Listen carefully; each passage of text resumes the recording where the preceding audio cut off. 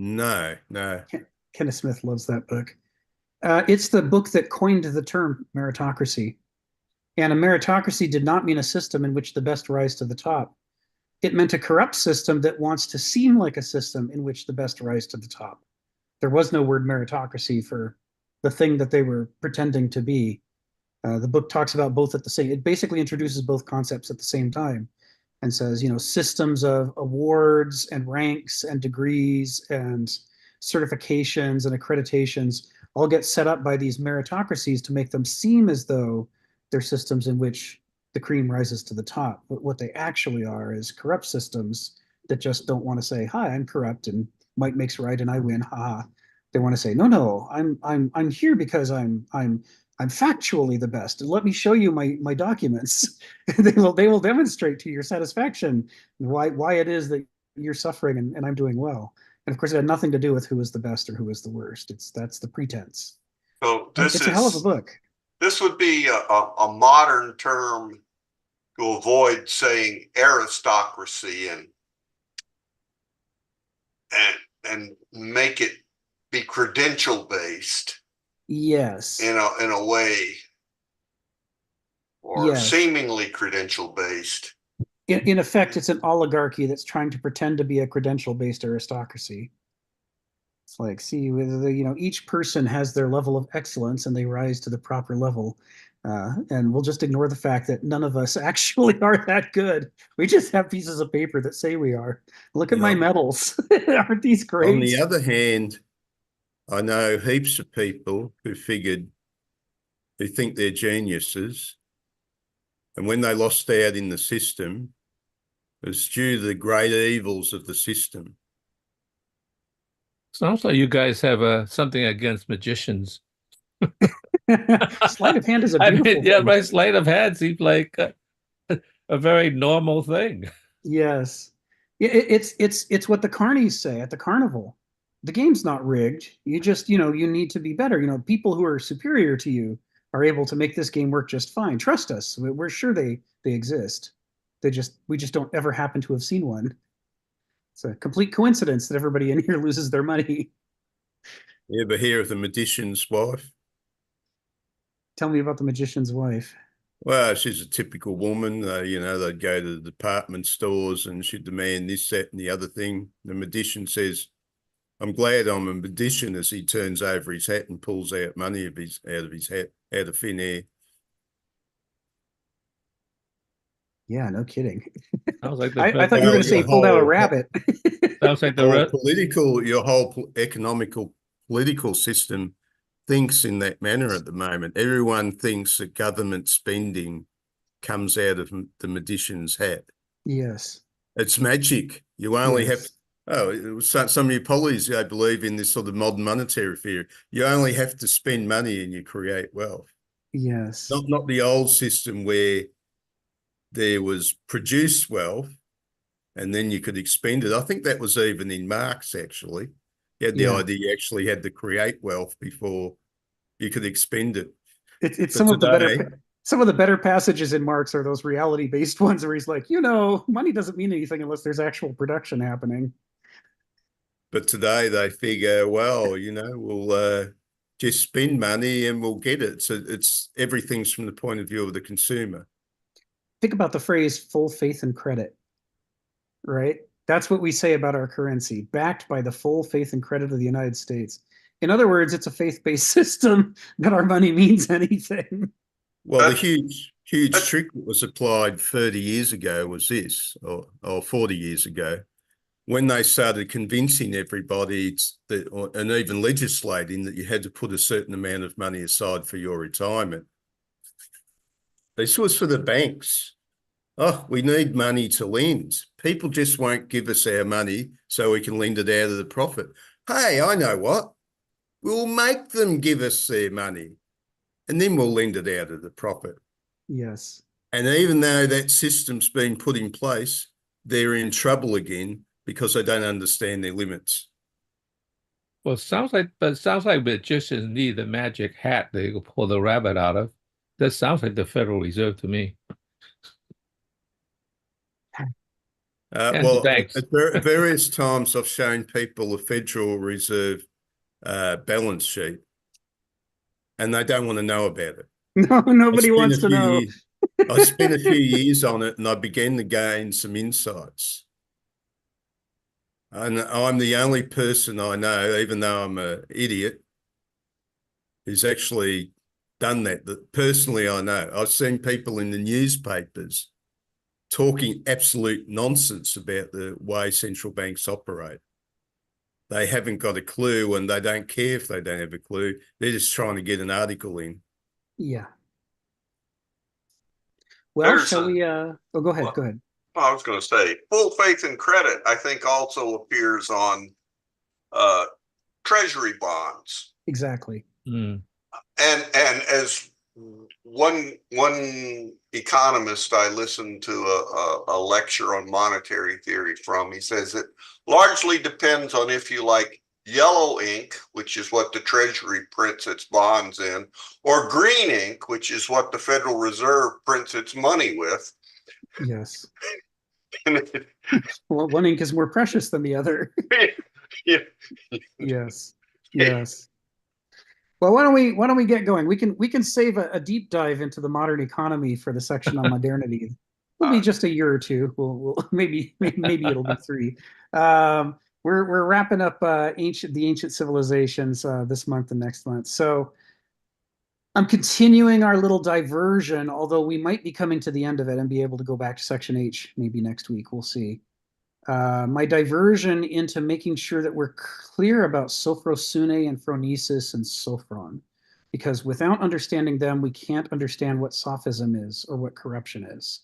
What he's talking about is the turn in section H of chapter 4 of ancient civilizations. He's talking about the turn away from the peak of ancient civilization towards its rot. And the rot lasted a long time. I mean, like half a thousand years, maybe longer.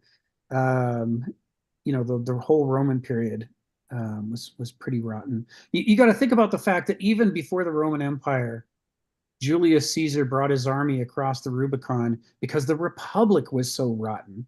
Nobody had faith in the Senate anymore. It was just corruption everywhere you turn. And he's like, who's not corrupt? The Roman army. We're going to come in here and we're going to clean house. That was his goal. He wanted to restore the Republic, and he's going to do it with an empire, with imperial authority. That paradox got him killed and ended the Republic and led to the intensification of the corruption. But at any rate, we're talking about the period before that. We're talking about the Greeks dropping into corruption. So I've cast into the chat the text of the paragraph that we're on, the link to Thucydides' Myth Historicus, the terms that we've gone through so far, and the current group that we're wrapping up today to move on to the next group of terms. The group we're wrapping up today is just around this idea of Sophrosune. What is this thing that the Greeks were obsessed with cultivating in Homo sapiens, that they were terrified if it was not cultivated, it would lead to the downfall of cultures and civilizations and maybe the whole species. So what I'm going to take us into today is another exploration. It's just going to intensify what we've already talked about. It's mostly going to work the terms we've already gone through. But before I do, I just want to point at a handful of terms at the end of this. Kalokagathos, which is abbreviation of kalos kai agathos, the beautiful and the good. This is a phrase that Aristotle adores. We mentioned it before, but we want to emphasize what he's trying to talk about here is what would the mature adult Homo sapiens behave like? How would it act? He's mostly not talking about appearance. And as Donald pointed out, I think it was Plato had to coin another term to try to remove physical beauty from the picture. But this term is right in a way, because as the Navajo say, as Heraclitus says, as a lot of people say, the proper fit of a well-adapted Homo sapiens character to the world in which Homo sapiens lives is a beautiful thing. It's a kind of harmony. It really is. It may not be a physical beauty like a statue that you can admire, but it is a deeper beauty than that. It's a principled beauty. It's the beauty that allows natural species to thrive and survive.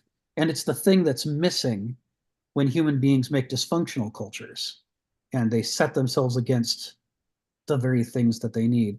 You know, the example I like to cite that Kenneth Smith has talked about before is what happened to Ephesus. Ephesus was the richest city in the world. You know, during the Greek periods, you know, Heraclitus has some major diatribes. You know, for a guy who only left fragments behind, he left a lot of fragments criticizing Ephesus. He says they're too rich to be good. They suck. They're terrible people. They eject good people so that nobody will point out the terrible things that they're doing. So, you know, even in the Greek period, the classical Greek period, they're reputed for their wealth. By the time of the Bible, you know, the Ephesians, Paul has a great deal to say about the pursuit, the love of money, the pursuit of wealth, and you know, Ephesus is his example. Well, why is and it continues in the Roman period. In the Roman period, it's the second wealthiest city in the empire after Rome itself. Why is it so rich? It's a port city in a strategic location. The Silk Road comes right to it, so it reaches all the way to China and Japan. Right? I mean, this huge amount of trade comes through, and it's on a promontory on Anatolia sticking out into the Mediterranean. Sorry? It's full of middlemen. It's full of middlemen. It's full of middlemen. Yes, thank you, Stephen. So, but it depends on its port, right? Everything that Ephesus values about itself lives or dies on the health of its port. Without its port, it's dead. Without its port, some other city would have to be the terminus of the Silk Road, right?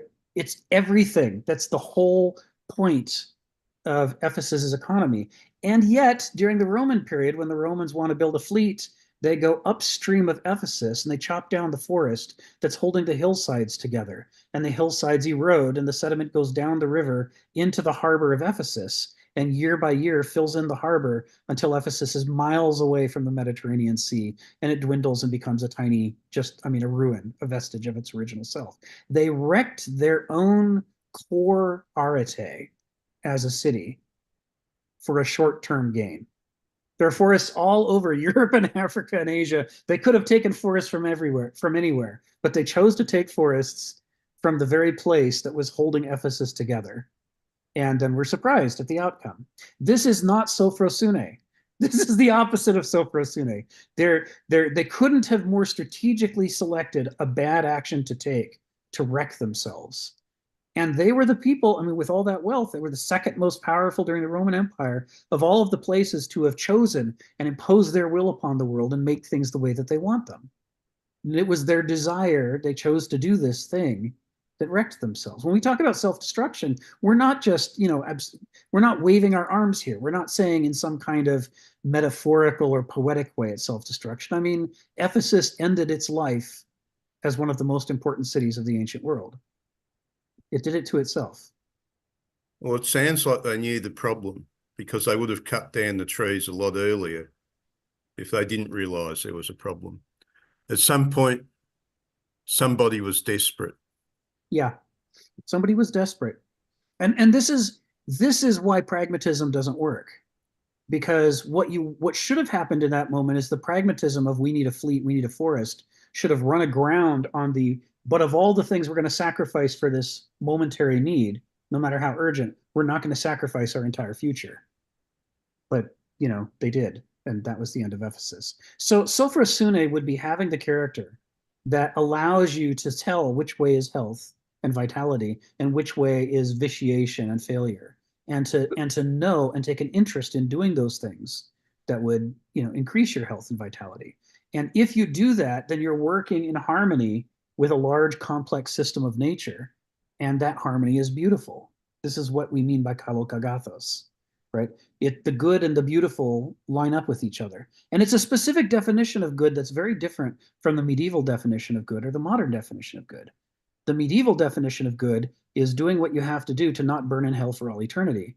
It's doing what you have to do in God's will so that you'll end up in heaven where you want to go and not in hell where you don't want to go. That's good. And if that requires torturing people to death to try to save their souls, like Torquemada did, well, then that's good. It's good to torture people to death, for this transcendental goal under the medieval world system. That's the ethical system. God decides what's good, not we don't. So we could look at something and say that's the most evil thing we can imagine, but if the medieval God tells us to do it, then by definition, ipso facto, it's good instead of evil. So there's problems, right? And they became among the problems that sank the medieval order. And in the modern world, the good is the practical. The good is what gets you the most money, the most power, the most fame, the most likes. It's what gets you the big numbers. When you get the big numbers, that's a good thing. And it doesn't matter if you get those numbers by destroying everything. Literally, if you destroy everything, but you get the big numbers, that's good in the modern value system. Now, individual people from different cultures in the modern world who are, as Kenneth Smith says, holding on to vestigial fragments of older worldviews and ethical systems, they might not agree with you that sacrificing everything to have the most money is good. But under the modern value system, those people are being throwbacks, right? That's not the modern value system. So when Aristotle aligns the beautiful and the good in terms of this large question of harmony with the larger order, he's doing something that from our perspective is revolutionary. He's basically refuting the last 2,000 years of valuing that people have been doing, with medieval frameworks and with modern frameworks of deciding what's good. He's saying it is a beautiful thing. When you do a good thing, you create a harmonic order that has an innate beauty that is independent of its use value or its salvational theological value. And so sophrosune for him is linked with kalokagathos, because sophrosune points you in the direction of a life that's beautiful and good because it harmonizes with the larger picture. We'll come back to this in a second. I see Phil's got his hand up. Tell us what's on your mind, Phil. Well, I just have a question. Did Ephesus understood the ecological cycle of nature? I mean, if they didn't, in a sense, that was just a mistake of ignorance. If they did, then they were sacrificing the future for the present, short term versus long term. So if they didn't, and I'm not sure whether human beings, particularly back those days, they didn't understand ecology. They actually understood that, but they needed the wood right away to keep the Navy up to, in a sense, protect the structure. So I could see that mistake as just a mistake of ignorance rather than a mistake of sacrificing the present for the future. So that seems like a very important thing, whether you understand or have, or at least an inkling that might be the case. But if you didn't, that means that we're just ignorant. We're not God. I already raised that point. You weren't listening. Think of him as reinforcing your point. He's not saying you didn't say it. He's exploring it himself. You've got a whole city full of middlemen. They love to make money. Yet for centuries, apparently, they didn't destroy that forest up the river. They knew what would happen. But eventually down the track, somebody's desperado, I have to have those trees. I could be wrong. I think the way to think about it is a gradual process of centralization of imperial authority. In the beginning, when the empire gets started, an enormous number of things are still being decided by individual clans and tribes and religious cults. I mean, there's a huge variety of sources of authority in the ancient world compared to the modern world. But as the Roman Empire, grows and gets more and more organized over the centuries, it becomes more and more centralized. And so dictates can come down from far away from people who have no idea what's upstream of Ephesus. All they know is, oh, it's a forest, I want it. It's running counter to everything everybody tells me, because everywhere I go, they scream that centralized decision-making is the greatest thing in the universe. Yes, we would say that. That's right. Yeah, in the VA, they used to say the VA, what's the next level of organization of the U.S. Department of Veterans Affairs? Well, back then it was not a department, it was the Veterans Administration. It was within Health and Human Services. And it was on a 10 to 20 year cycle. they would be a few large regions, like 4 national regions, and then the hospitals would be within those. And then they would say, this is too centralized, right? People are making decisions about hospitals they don't know anything about. So then they would split into like 21 or 22 regions. And so it would only have 5 or 6 hospitals in each one, and they'd be in a similar geographic area. And now they're affecting the same populations. And so everyone say, this is great. We're no longer making those stupid top-down decisions. But now there's a lot of redundancy in the system because people are solving problems independently in 22 different places. And so some efficient person in central office would look at that and go, so much waste. We could make this so much more efficient if we would centralize it. Like Stephen was pointing out, this is how the argument goes. And so they would swing, the pendulum would go back the other way. They'd re-centralize. So they're going back and forth, picking which form of stupid decision making do you want to be stuck with? Do you want the abstract, centralized, I don't actually understand your circumstances, but I can make decisions for the entire country at once, sweeping form of stupidity?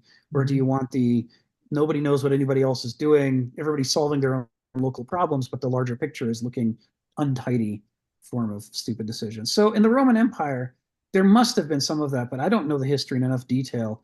I just know the general shape is towards greater and greater centralization as the empire, developed, shall we say. So you're basically proposing that diversity of understanding and opinions, particularly in a system that you don't understand totally, is a hell of a lot better than just particularly singular opinion, because one mistake, it means you all fall. Whereas the other one is like it's kind of like 40 million Frenchmen can't be wrong.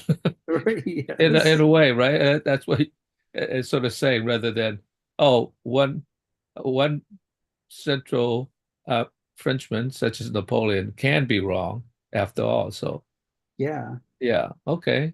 Maybe it was the cult of Artemis, right? I mean, who spent time in those woods? Who studied those creeks and streams? Who would know the relationships? It'd be the nature fanatics, and a lot of Greek religions were nature fanatic oriented, but they lost authority under under the Roman Empire, and so decisions began to be made without them. But at any rate, what's interesting is that regardless of whether they knew what they were doing or didn't know what they were doing, the consequences end up the same either way, which is, for whatever reason, the character of that socio-political system was such that they destroyed one of their main sources of income at a time when the income mattered a great deal to them. And they did it through their own action. Even whether it was an ignorant action or a knowing action, it almost doesn't matter. It's like for purposes of the discussion that we're having right now, what we're trying to get at is the relationship between character and consequences. Well, that leads me to another question. I've been always mystified why Artemis was sort of underplay between the sandwich between Apollo and Dionysus. In other words, they see that as a tension of two ends rather than sort of like some middle, which is sort of like what Artemis is. And why did Artemis give that information to Apollo rather than, coming to, just play music, that's a mystery, because she still seems underweighted in that balance, because it's ignored that the dumbbells are the two opposite ends is the thing that controls the system and the struggle. Well, interesting things happened when Rome conquered the Macedonian Empire, and Rome decided to adopt the policy of, when we conquer you, we will become you. So how can you fight us? They went from, you have your religion and we have our religion, to, hey, look, we can play mix and match up our gods with your gods. All we have to do is redefine both sets of gods as some sort of watered down compromise in the middle. And then that will be who those gods are. So Diana / Artemis is a different person than either Diana or Artemis was in terms of her character and what she stands for. And there's a link between the Norse goddess Shadi and they say even Bubastis in England. Were these cults in communication with each other, irrespective of the vast distances in culture? For sure. Yeah. Yeah, it's interesting stuff. I really enjoy these studies. Ari's got his hand up. So Ari, why don't you come off mute and tell us what's on your mind? Hey, I'm not going to do the typical thing. I'm going to ask some questions if that's okay. Sure, go ahead. So I don't know which one of you guys want to answer, but you can imagine anyone. I'm asking this to all of you if you have a good clarity on the question. It's a pretty specific question. In this wood clearing scenario where they basically destroyed their ecology and destroyed their future income, what would we say is there's two questions here from a systems point of view. What was the level of growth in their scaling up their society? Like how fast, like was this before? I imagine like when they were maybe having a more healthy relationship with the forest, there were less of them and it was a smaller band, but was there like a population explosion? Was there an explosion in bureaucracy? What was the scaling up? And you think about like a business that's trying to keep growing profits. How much did they scale up their business from like one restaurant to like 100 restaurants, or is this one restaurant like two restaurants? And the other one was the next part of this question is, in the scaling process, what was the level of crisis? Because I'm thinking about like when we will cut down our forest, and some sort of thought experiment here is you're the last person on Earth. And if you cut down the last tree on the planet, you can feed your son. But if if you don't cut it down, your son's going to starve. Right. So in this case, you're very much between a very big rock and a hard place that there is no future without the tree and there's no future without your child. So I'm curious what kind of crisis scenario, what's the context? If you guys want to answer some more broad terms or specifically, it's really what's the context of their situation where they're making these decisions. We're talking about how they're making the decisions, like whether it's a top down, a one guy at the top, a centralized power or a bunch of redundant other powers. But what's the context of making the decision? What's how much of a crisis are they in? And what kind of crisis are they in, maybe? It's a good question. It's a good pair of questions. And the first one I can't answer. I haven't done a careful study of population growth over the 700 years of the history that we're talking about. That would need to happen. And I believe there's evidence on this and people have written about it, but I haven't gone deep enough into it. But I can help you with the second one. And that is, when Rome converted from a republic, from a self-contained republic to a militarized expansionist republic to an empire, that was the sequence. What they discovered was that they caught a tiger by the tail. When you conquer new provinces, you're able to rape and pillage them for enormous amounts of wealth, and that became the driving engine of the Roman economy. Among other things, you're sweeping up new generations of slaves, to do all the dirty work in your empire, and that was great. And as far as Rome was concerned, that was fantastic, and they decided that was their future. I don't know if you ever saw the old HBO television series Rome. It was only 2 seasons, but it's totally worth watching. The first season is all Julius Caesar, and Yeah. it's spectacular. And one of the things that you see is the way that, although the Roman Republic had a whole pantheon of different deities, under the militarized expansionist Roman Republic, they began to honor Mars more than all the other gods put together. The others Yeah. began to get increasing amounts of just lip service, while Oh, Mars okay. became revered over and over as this is the source of our wealth and our growth and our expansion. Got it. Now, the problem is when you conquer another province, you massively expand your border. And Yeah. so there's more places for people to attack you on. Right. So they then needed to expand their military to protect their borders. Yeah. And of course, how do you pay for your military? Well, you got to Yeah. conquer another province. And so they Right. got Yeah. caught on this treadmill, Yeah. and Yeah. they couldn't stop doing it. Sure. It became the Achilles heel for their entire society, that this became their stupid pet trick. They became a caricature of themselves. And there are Yeah. Roman writers who write about this, who are very angry about this, and Yeah. say, in the old republic, we had people of virtue who were simple people who were focused on, living a virtuous life. And now we have these grandiose, I think I'm a god type people. And they said, Mm. this is going to be the ruin of Rome. And of course, it was part of the ruin of Rome. And so what you're seeing with the cutting down of the forests around Ephesus is a crisis of Rome's own manufacture. Yeah. If Yeah. they would stop the Could you treadmill. answer it though in terms of a different way? Like, let's say a crisis, which is no crisis, is a level 0, and a crisis where we're having Armageddon is a crisis level 10. Would you be able to characterize like were they going from 0 to 10 slowly? Was it an increasing set of like increasingly more crisis, or did all of a sudden they have a 10, but before they weren't really expecting a 10? No, it took centuries to get there. And many Roman writers talk about it. They can see the problem, but they can't see how to stop making the problem worse without stopping being Rome. So they make it worse. And what all of this is for in this discussion is, we're talking about, we're going through this discussion of the ancient perspective that character is fate. What happens to us is not entirely, but hugely informed by our own inner character, whether as individuals or as a society.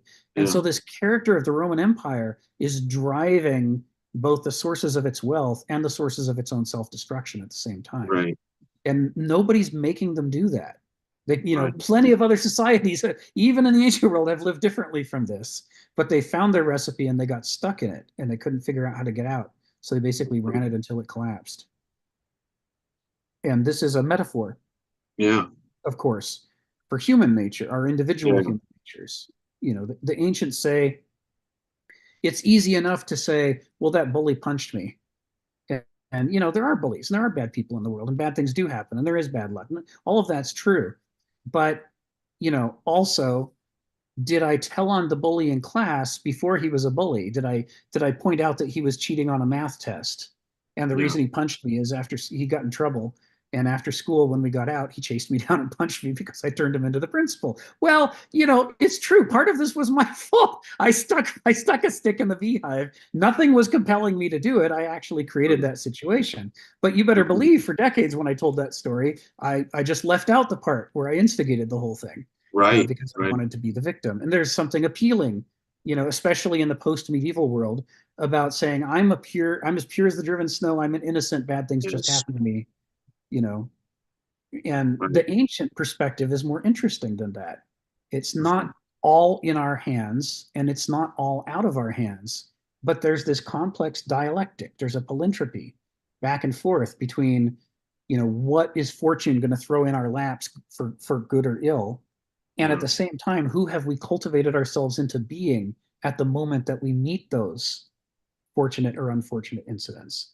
And, our fate comes from that interaction. So this is kind of what we're talking about with soprasune, phronesis, sophron, arete, ethos. All of this stuff is the terminology for this model.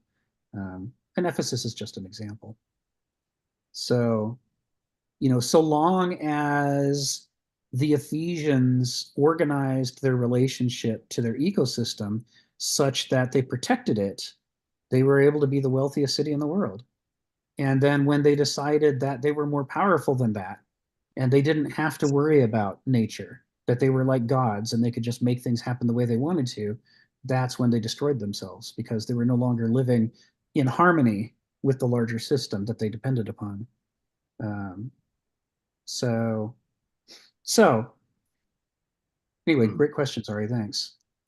So what we're looking at the moment, right before we turn into the next part of today's talk, is we're looking at these terms to try to characterize what is the health and vitality toward which Homo sapiens ought to be striving.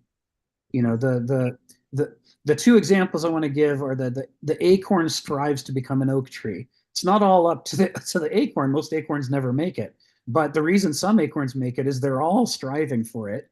And sooner or later, one of them is going to find itself in a combination of fortunate events where it's got the soil, it's got the water, it's got the sun, nothing falls on it, there's not a rock slide at the wrong time, and it manages to grow into an oak tree. Some acorn is going to break through and do it because they're all trying to do that. It's their telos, it's their character, it's their inner nature to grow in that direction. And that's why there are oak trees. In the same way, cheetahs are obsessed with gazelles and other small, animals that they can chase down and hunt and kill and eat. They think they're just the most fascinating, beautiful things in the world. They can't take their eyes off them for long. They may sit after a meal and clean themselves, their belly's full. The last thing in the world they should be worrying about is another gazelle. And yet it isn't that long before, as they're lying about in the sun, their gaze lifts to the horizon and they see some gazelles and they go, so pretty. So pretty. I want to unite with the gazelle. Maybe not right now, but you know, someday they dream about the gazelle. It's their focus of their attention. So what is it that Homo sapiens is supposed to be focusing on for us to survive as a species? What is the good and the beautiful for us? Where does harmony and health and vitality lie? You know, we don't no acorn. So many acorns are left behind. I was So not by the where foraging is that? squirrels. Foraging Yes, squirrels will get them all. exactly. So many happy squirrels and pigs. Like pigs love acorns too.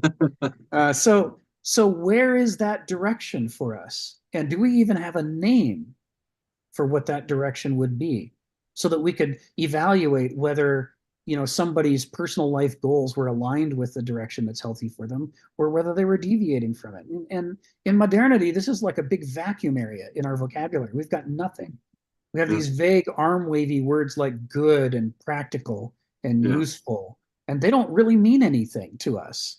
I mean, like we were saying, good might mean I wreck the world, but I make a bunch of money, which is not good, but to us it's good. So, you know, we can't make the kinds of distinctions that Aristotle and Heraclitus and the other ancients are asking us to make. Our language fails us, our concepts fail us.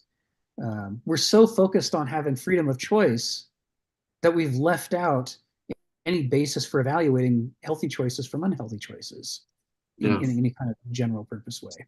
So I'm going to call on Phil in a second, but I just want to point out, this isn't an inevitable problem in Homo sapiens. The fact that we can't do it doesn't mean that nobody can do it or nobody's ever done it. So Aristotle talks about kalokagathos, and he means this issue. Where is the good and the beautiful? Where is, and this is Heraclitus talks about the hidden harmony. Where is the life that is that follows the hidden harmony, right? That allows us to survive with nature. Plato reformulates kalokagathos as agathos kai sophos, the good and the wise, right? He's concerned that people are going to mistake beautiful for physical beauty, and that's not. He knows that's not what our focus needs to be. Another Greek term here is megalopsukia, which is great souledness. Great souledness. And great souledness means that you have cultivated your character so that it becomes a garden of the virtues. You know, you've got the courage, you've got the honesty, you've got the compassion, you care about justice, you are interested in the ways that people go wrong, you know, and trying to figure out how to help people go right. You've got all of the pieces that Aristotle and the ancients identify as the essential elements of character. That's called great souledness. And then they have the term micropsukia, meaning petty souledness, which means, you know, your garden of character is barren. It's full of vices or just empty, but at any rate, it certainly doesn't have the virtues that you need in order to protect yourself from the vicissitudes of fortune and temptation, which we're going to talk about in the second half of this call. So they've got some terminology to focus on this area. The Navajo have very specific terms.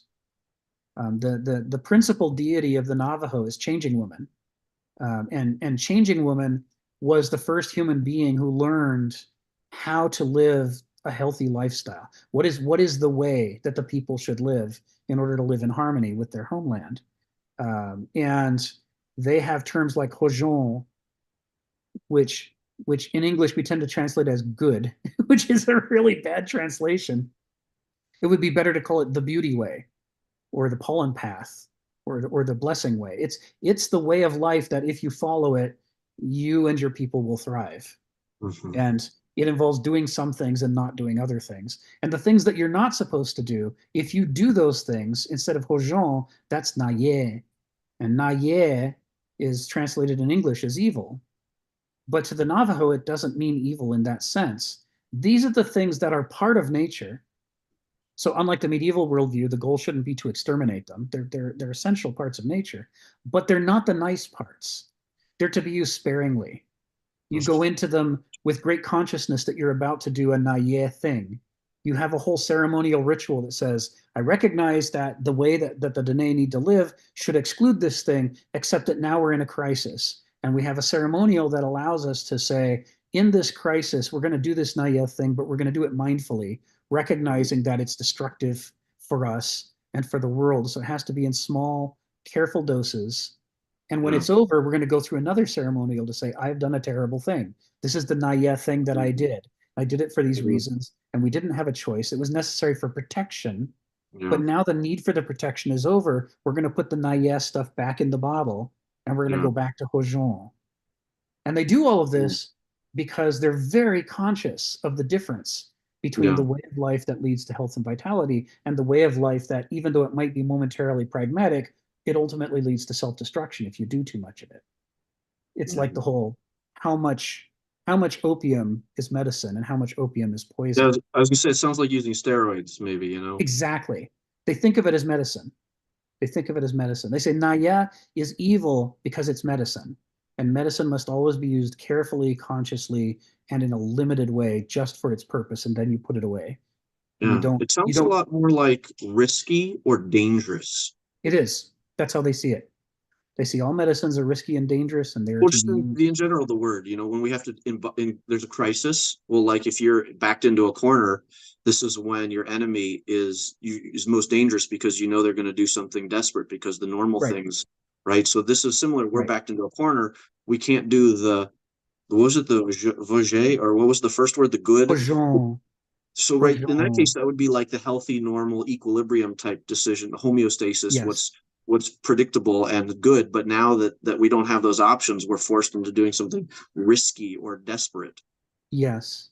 And yet, even in the moments of risk or desperation, the Navajo have a way of life that includes how do you modulate into that and how do you modulate back out of it when the crisis is over. And when you modulate out, you don't just walk away and say, let's never speak of it again. You say, this is part of the burden of my life that I did this thing.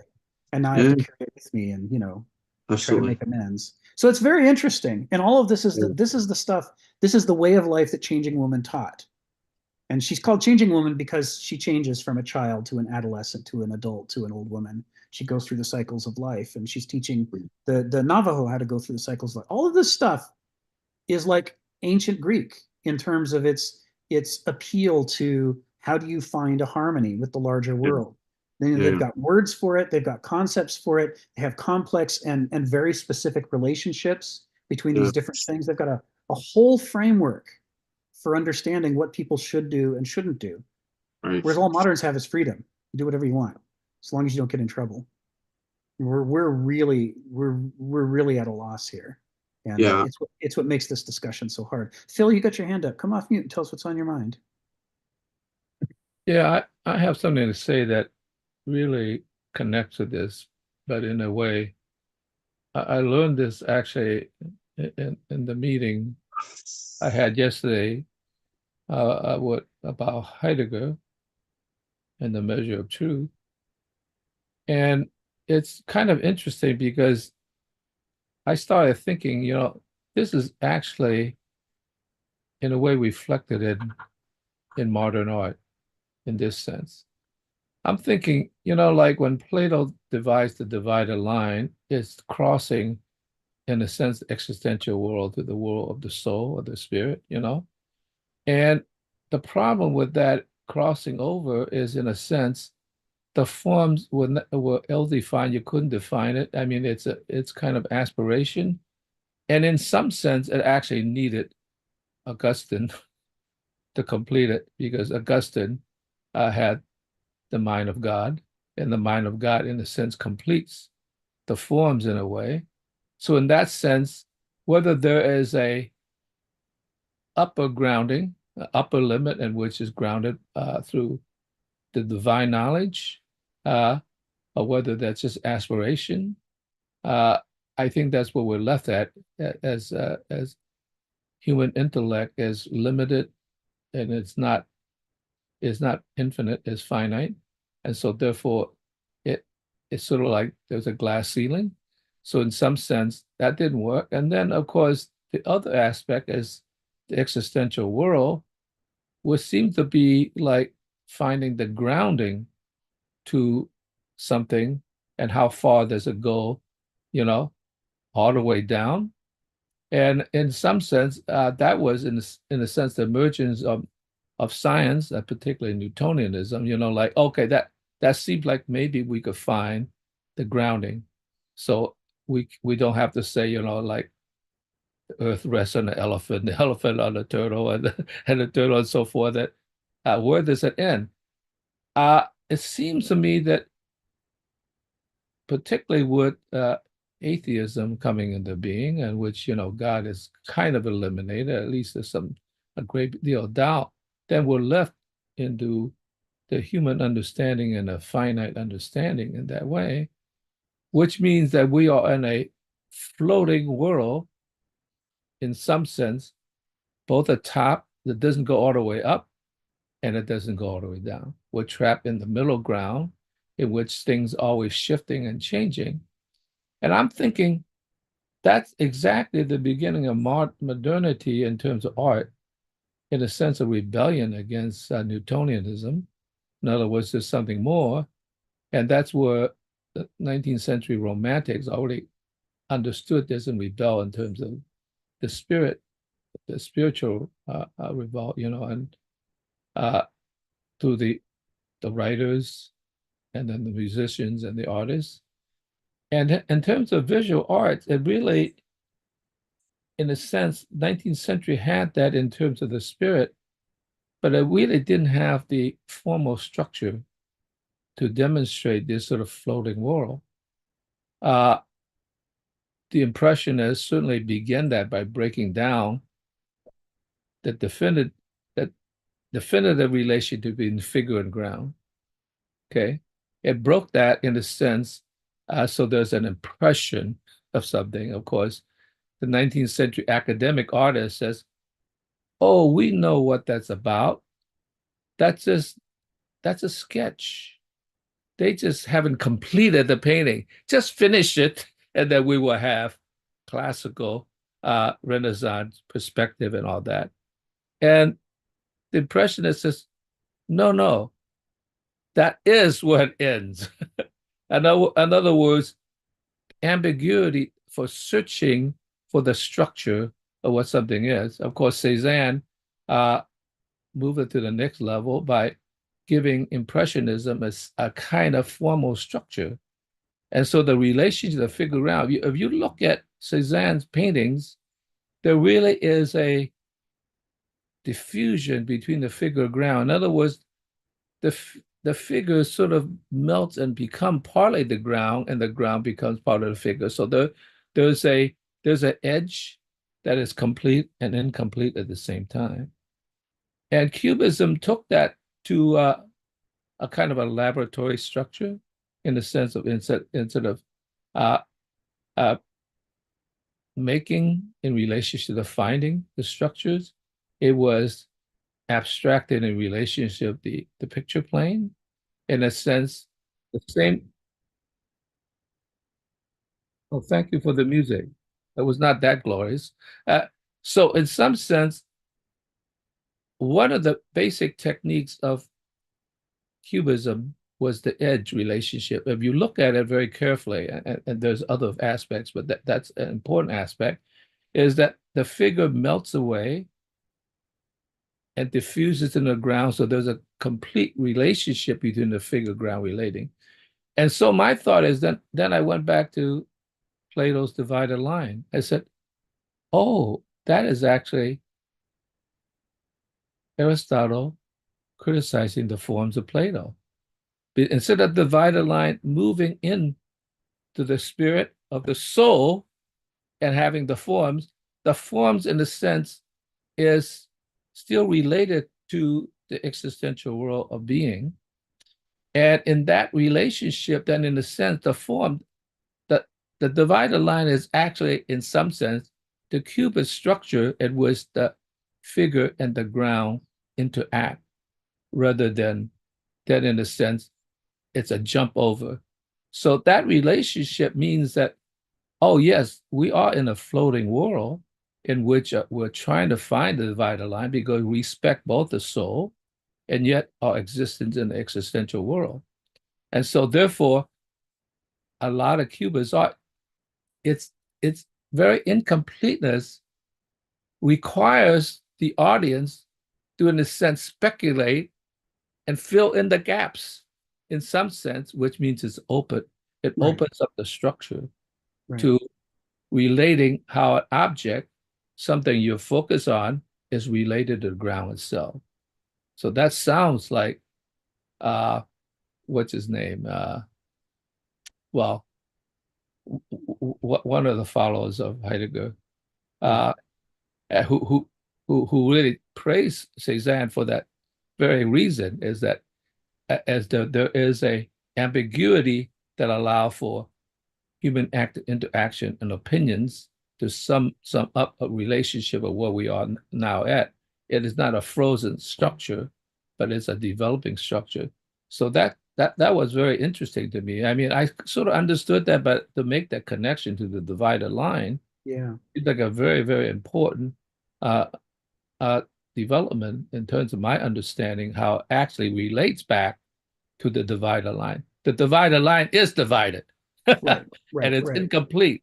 And, Right. and not that you ignored it, because the soul is a very important aspect, which is the inner structure versus the external structure, which is interrelated.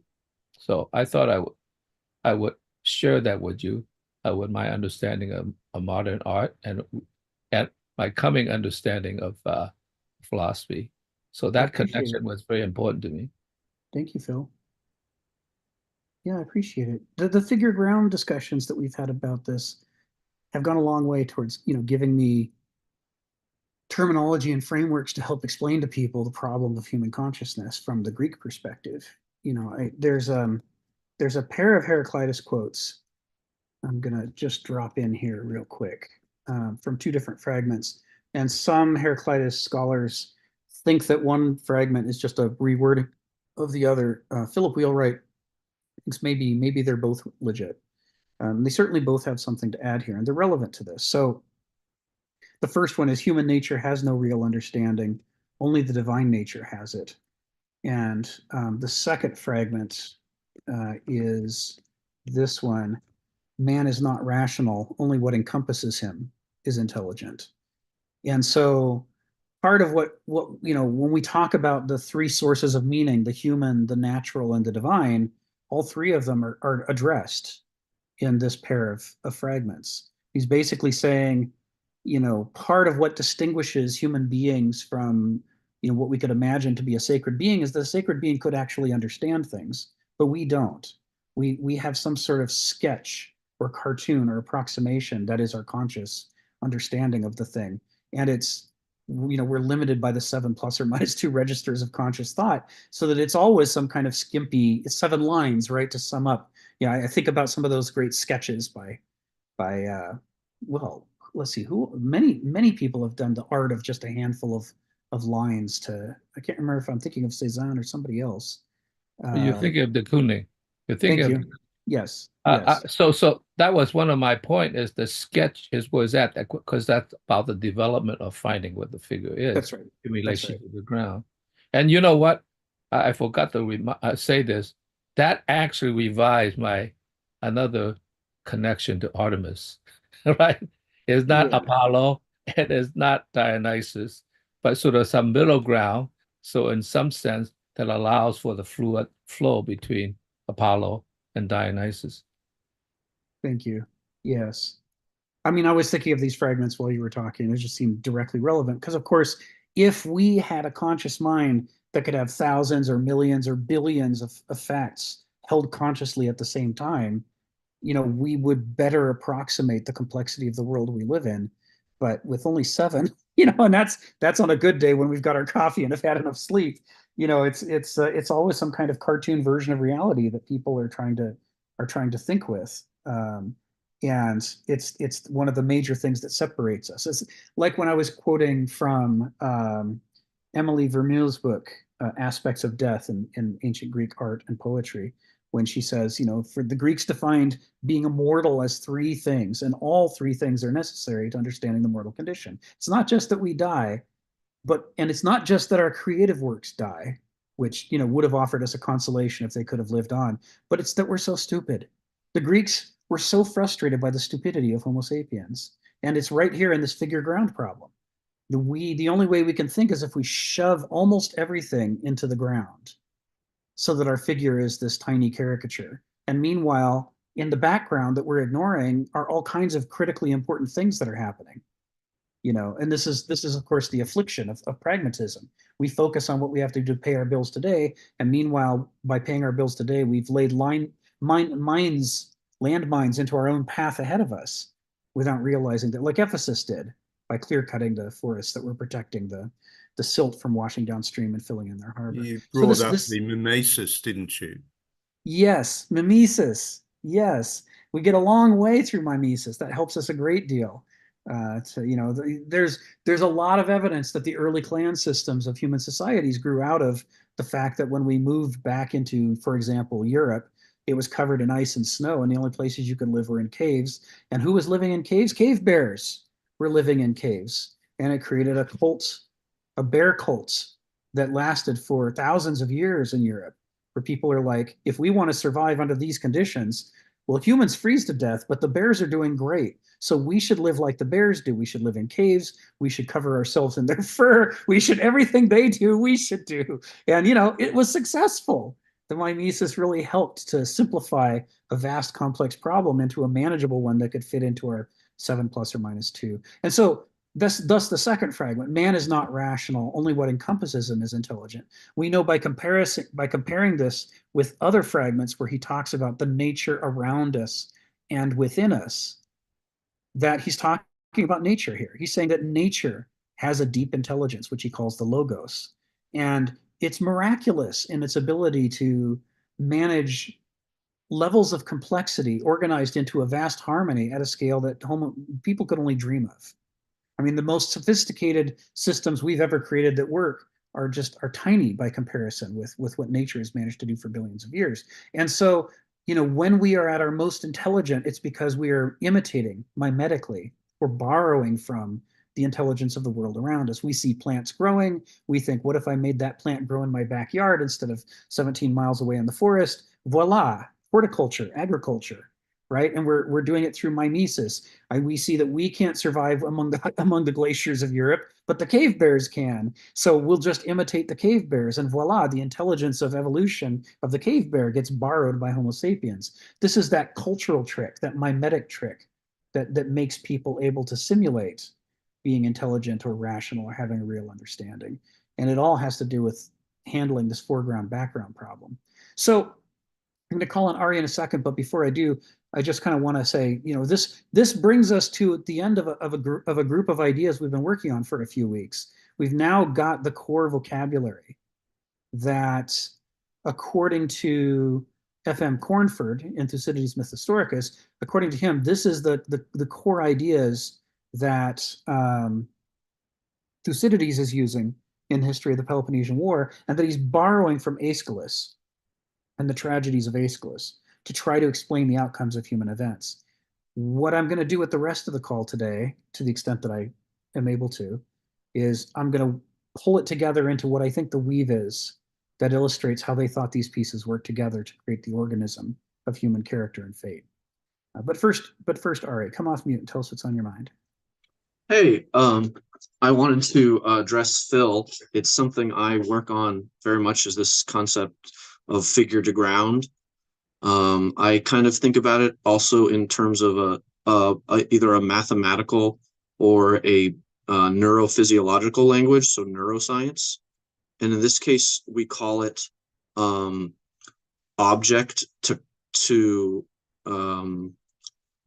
context, or specificity versus sensitivity, or even signal to noise. And the idea is that good intelligence is like, if you're trying to understand how to perhaps traverse a mountain, right? You want to create some sort of map and pathway. And the idea is first to identify the general form of the mountain itself. This is being what we call sensitive, getting a map. And so this is really looking at sort of all of this is ground. There's nothing for me to go forward. Before I do that, I wanted to ask if this is even appropriate to bring in. I really liked how Phil brings in art. Would it be okay to bring in the mechanisms of neuroscience, in the sense that what I'm thinking here is, again, the way divine nature sort of is embodied of what good decision making is. It can take billions upon billions of cells and have organized them in ourselves to be able to do a lot of what we're describing on a very large scale between, if you want to imagine each cell as a person and we are the state or the organ, the larger emergent entity, right? So what they're doing there, the other language in here that's really important that seems related to what do you call it? A central decision making, like of imperial nature, when it gets like the Roman Empire is very imperial and they got rules and they're not making these redundant different groups, right? In that case, we call that a top down sort of decision making matrix. And specifically that happens right with the centralization. And in neuroscience, we call this to some degree thoughts or words, right? These are the more central things that give us action, like I'm going to walk to the store, and then all of my emergent behaviors go to walking to the store. So in terms of neuroscience, there's two types of perception. There's external perception, which is called exterocepting, and internal perception, which is called interocepting.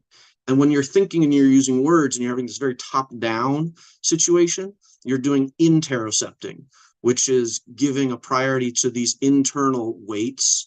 And to some degree, you're dissociating or ignoring a lot of the, or most, the vast majority of the information you're getting from your body and your eyes. And so in decision-making in the mind, it's a balance between exterocepting and interocepting. And this is to some degree, am I having a top-down rule system that's predicting and just deciding? And am I also listening to all my sensory cells, maybe my citizens, that are telling me what's going on outside and then what I should do about it? And there's this very dynamic, very amazing relationship between figure to ground.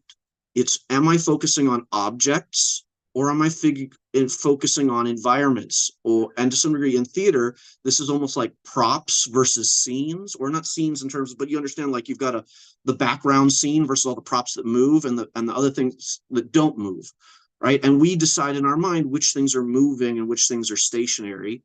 And there's a whole bunch of different mechanisms in the brain that really in a complicated way bring these things together, which is why it seems to make sense that it would be so important in art and in politics and in emotions, because all of these things are very similarly taking place in the brain, whether we're exterocepting or interocepting, and what value we're placing on each in terms of what's intelligent, right? We're not inherently rational. We're very contextual. And then we create objects which are rules or rationales about those environments. So it's like, I'm climbing the mountain. Now I'm going to create a narrative of what the best way to climb is that mountain, because I've identified the key objects and their potential uses or misuses and how I can, so it's very much what we call a predictive Bayesian brain.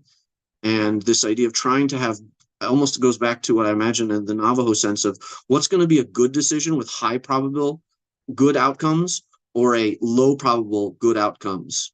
And risky versus this is kind of a risk reward kind of decision making. And in the future, I'm happy to add into things the mechanisms, if anybody's interested, like dopamine and epinephrine and acetylcholine and serotonin. These are all the voices, the chemicals that give us the different weights for our types of decision making that we're going to do. Thank you, Ari. Yeah, one of the things that we do on these calls is, we're working off a core text, which is Kenneth Smith's book. And we're working our way through it, looking at how we can bring our own experiences to bear in understanding what he's trying to say. So, these kind of, whether it's Phil talking about art or you're talking about, neurophysiology, whether, each of us has things that we bring to these calls, and it's perfectly acceptable. What we're doing right now, we've sort of been at this for about a month. We're doing a loop out of the text. And we're on a boundary between two of the sections in chapter 4, and we're doing a loop out of the text through a text written by F.M. Cornford to use it to help us to understand what Kenneth Smith's talking about when he talks about sophrosune. And can you please put that name in the chat, the something Cornford or something? Could you? Yeah, that would be very helpful. I'd love to think you have that a reference. Yeah, and you can have it for free. It's online at the Internet Archive. That's the link to the Internet Archive. You can download it and read it. It's especially if you've read the Peloponnesian War or any of Aeschylus's plays. But even if you haven't, it's very interesting work. So I'm gonna call in hands in a moment, but I want to actually get us started into this new section, because so far we're just recapitulating where we've been in the past discussions. I want to get us into some of the new texts. So this new section is about trying to put all the pieces together and say, what did the ancient Greeks believe was the structure of human character that could help us to understand why things turn out the way they do. And this has nothing to do with the structure of the brain, but although it's very interesting to compare the two because they're two different models of human behavior. So let's start here.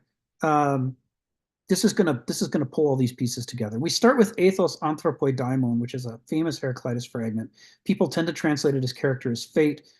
Wheelwright translates it as a man's character is his guardian divinity. Right, he's trying to escape the character as fate. Sort of jumps the gun. It jumps to the conclusion or the implication, and skips the middle part. And Wheelwright's right. The middle part is important. The daimon is the central concept of ancient Greek religion, more than the gods. The concept of daimones is older than the Olympian religion among the Greeks, and in part a little bit in Thucydides' Myth Historicus, but more in his other book, which you can also Google at the Internet Archive. You can find from religion to philosophy. He talks about the ways that some of the daimones became inflated and grew to the scale of gods, and how that sort of led to the creation of the Olympian religion. But it only lasted for a while because it was, in effect, the Olympian religion was an innovation, and the Greek commitment to the Olympians was shallower, less profound than their commitment to the older foundations of that religion and daimones. So they explained many things in terms of daimones, including the gods, whereas with the gods they could only explain certain things. It was a more limited thing. And what Cornford argues in Thucydides' Myth Historicus is that by the time Thucydides is writing the Peloponnesian War, he doesn't try to explain anything that happens in the Peloponnesian War according to the will of the gods, which is a massive transformation from just a few centuries before. And he says that Thucydides might have been a trailblazer in this kind of agnosticism about the Olympian religion, but he wasn't unique. There are plenty of philosophers speculating about these areas.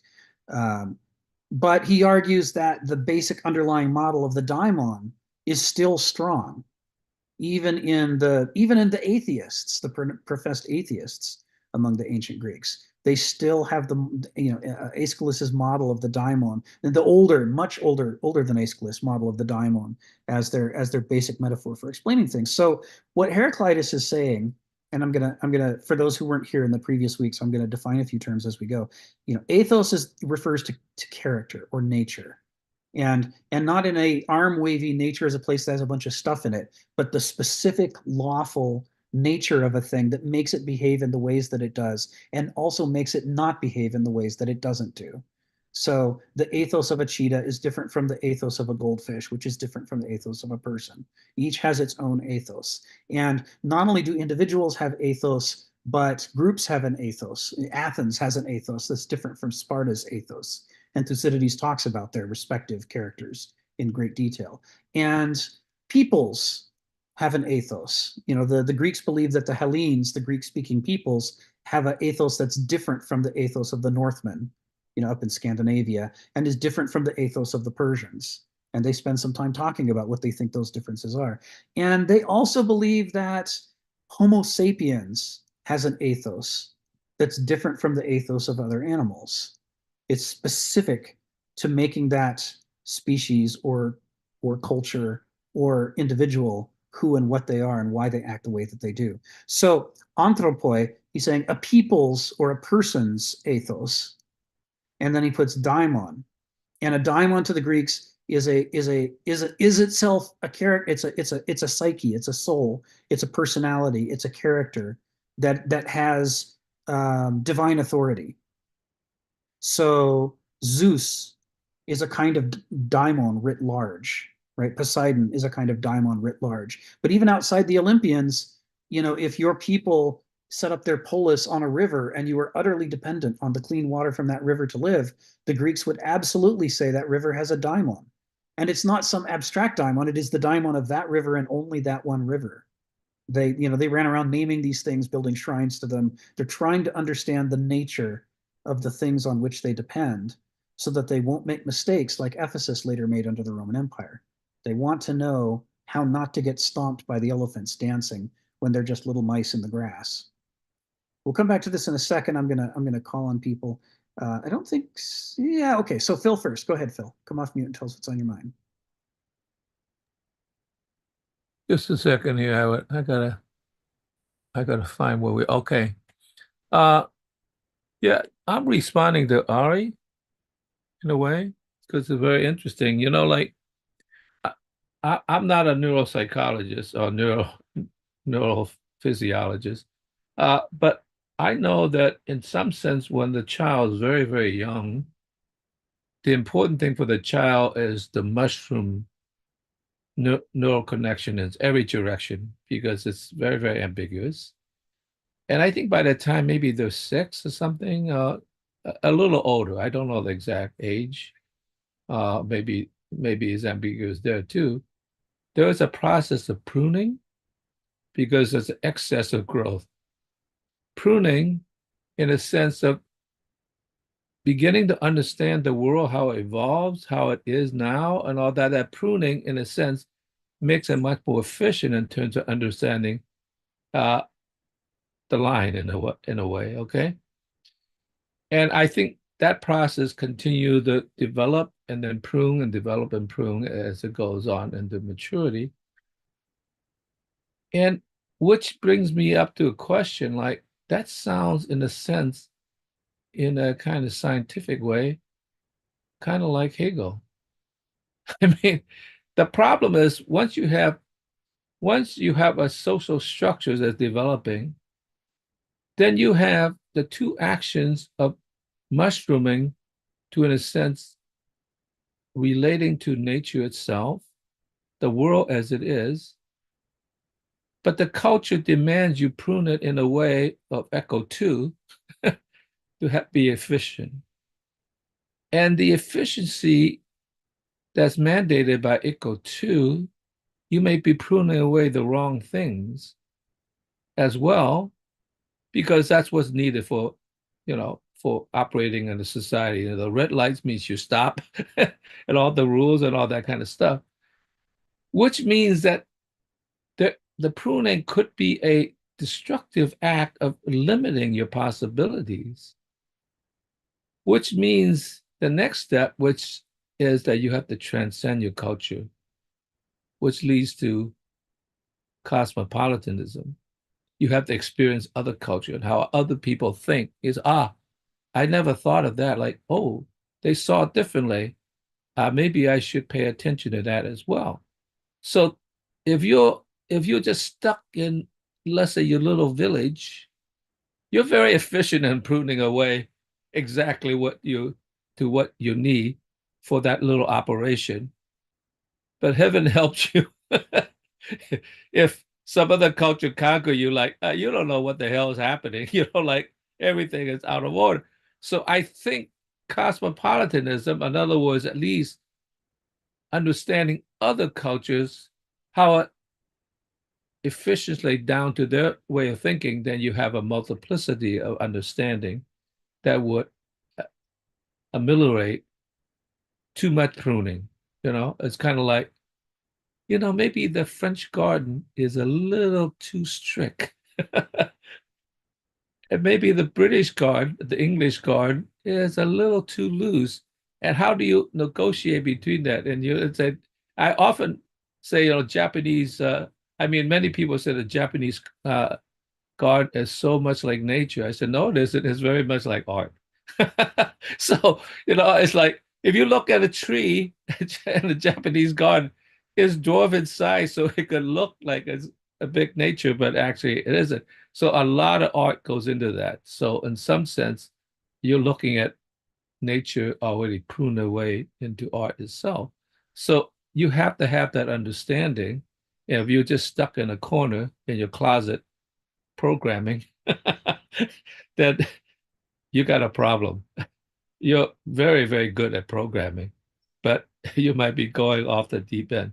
So that's what I have to respond to, the relationship between excessive growth and the pruning process. How does nature turn into a garden? That's Thank it. you, Phil. Phil. Appreciate it. Thank you. Stephen, come off mute. Tell us what's on your mind. It's one of my many struggles with the humanists. And of course, we do know that the existential tradition is a reaction to humanism, in parts, a reaction to Hegelianism, the whole idea of overarching systems which rule our lives. And well, they tend to put across this belief that human beings are inherently rational. And it's only a little bit of bad gunk that's gotten on top of our essential, blessed, rational being, which is our true self, which is upsetting things. You know, it's just a stain on the pure white sheet. You know, Nietzsche, of course, in Birth of Tragedy, points this out. They seem to have this obsession of the pure white sheets that's been stained by something. You have that little stain, it's no longer any good, throw it out, get rid of it. Well, I had that situation with rationality when I was about, well, getting on 3.5 years old. My parents are trying to tell me that Santa Claus exists. And something doesn't feel right, the way that they're talking to me. But anyway, I didn't like the idea of a Santa Claus coming down the chimney. So I started to grab a newspaper and stuff up the chimney to make sure Santa couldn't get down. And this will prove Santa doesn't exist. If I block Santa off and he can't get in the house, I've won. Santa doesn't exist. Anyway, they opened up some sort of a bay view window and Santa came in and ate they showed me how the orange juice had been drained and the cookies had been eaten. Yeah, I got stumped by a bay view window. And this is why I question the idea of this pure rational being.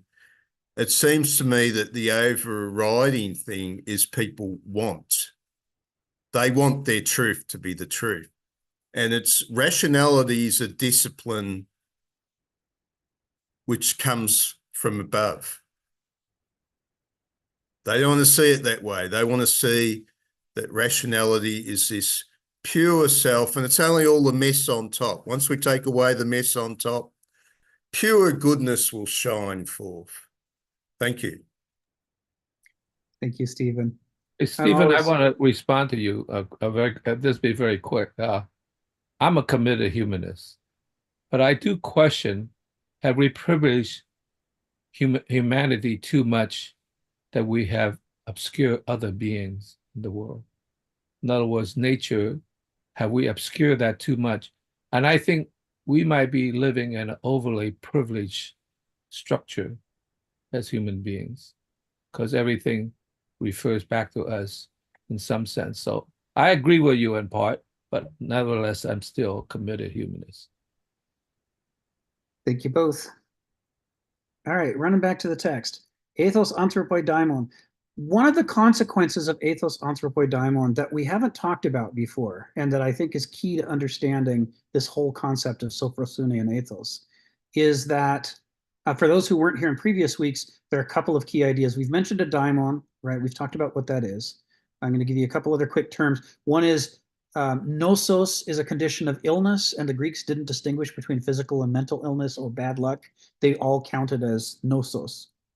You're afflicted with nosos if things aren't going well for you for any reason. And a daimon that brings nosos to you is called a ker, K-E-R. That's an afflicting daimon rather than a beneficial daimon. The other two critical terms from the first group of five, the first one is entheos. is possession by a daimon or god, and a god being a sort of large scale daimon. You know, a theos is basically a daimon that's swollen. But entheos, they said one of the fundamental characteristics, and this is what we're going to get at today, because this is the key to the whole thing from the ancient worldview, to understand their perspective. That entheos, the capacity for entheos is the natural state of Homo sapiens, and it's a distinctive state. It's not that other animals don't have it. We'll come to that anon, but that it's central to human nature, that our nature is designed to be possessed by various daimones. We could be possessed by good daimones, right? So when Odysseus, hears from Athena about the clever strategy that he should follow, Homer describes it as though it's a conversation to some extent, and that's certainly the way that people moderns interpret it, but that's not really what he meant. He meant that Odysseus was possessed by Athena. The wise words that Odysseus heard in his head, which a modern would say that's your own subconscious, that's your own creative faculties. You've suddenly realized something. You had an epiphany. The ancients said, well, of course that didn't come from him. That was the voice of some daimon that had possessed him and was speaking to him. Same if you've ever seen Ray Harryhausen's film, Jason and the Argonauts. He's got the boat, has the figurehead of Hera carved onto the front. And this is based on the Greek myths. Harryhausen's really trying to embody the Greek myths in this stop motion animation film. And Hera has conversations with Jason, and that's inspired by the myths. But of course, the way it was actually meant in the myths is Jason is possessed by Hera. He hears in his own mind sentences that are wiser and more authoritative than the things he usually thinks. And he ascribes those to the goddess rather than himself. And this was natural among the Greeks. People who drank too much became possessed by the alcohol. Someone who was walking on a forest trail and saw a waterfall and stopped dead in their tracks, amazed by what they saw, is possessed by the daimon of the place, which overwhelms him. Someone who loses his mind over a woman, like Paris wanting to run off with Helen and instigating the war. Paris is possessed by the spirit of Aphrodite. And theos is the state of possession. The last term, this is to prepare us for what we're doing, methexis is a mortal's participation within entheos. So it's not a passive thing. When you're possessed by a daimon, for good or for ill, it's not that you were minding your own business and then this daimon suddenly possessed you. It's that you had the kind of character that made you open to possession by that kind of daimon. You were like unguarded, or you were open to good things, or like in the case of my bad alcoholic genes, which I've managed to avoid practicing. I'm afflicted genetically by a care of alcoholism, and so I know not to touch the drink. We have a group of people here. Everybody here could have a drink, but not me. I would succumb to that temptation, and I would be possessed by that daimon in a way that the rest of you would not, because my character has that defect in it. So when he says ethos anthropoi daimon, part of what he's trying to say is that although normally we talk about daimones and theos conditions as temporary things, right? Cleon is possessed by hubris during the Peloponnesian War, and so he turns down the Spartans' offer of peace, thereby driving Athens to its ultimate disaster, and it loses the war. We talk about them as temporary conditions. But what Heraclitus is saying in ethos anthropoi daimon is that the most important thing about Homo sapiens is that we are in a permanent state of possession. This is completely different from the way this is normally talked about. At all times, we are possessed by our own character, and it rules over us like a god. Our character is decisive in determining what we notice and don't notice in the world around us. What do we care about or not care about? What do we act on or don't act on? What daimones are we vulnerable or open to being possessed by, and which ones are we on our guard against and tend to resist? Which virtues have we cultivated or not cultivated? Which vices have found a home in us or would have difficulty finding a home in us? This whole terrain of character that determines the shape of our lives is itself a state of possession, in which we're possessed by a daimon that is the daimon of only us and nobody else. You with me so far? This is something we've never talked about before, right? Your soul possesses you, and your soul has its own character that causes the possession to take a specific form. The possession is what allows you to not be a corpse. It allows you to grow and be a person. But, while it's there, its fingerprints are going to determine a lot of things about your life. So let's walk through how this works.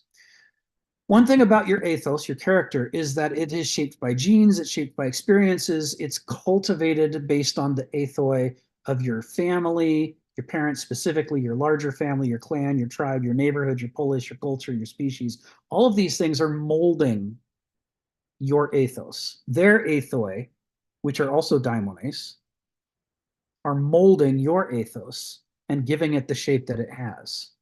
Long before you could start to ask questions like, do I have a character? Does my character somehow constrain my choices? Long before we can even ask that question, we've been molded and molded and molded from a number of different sources.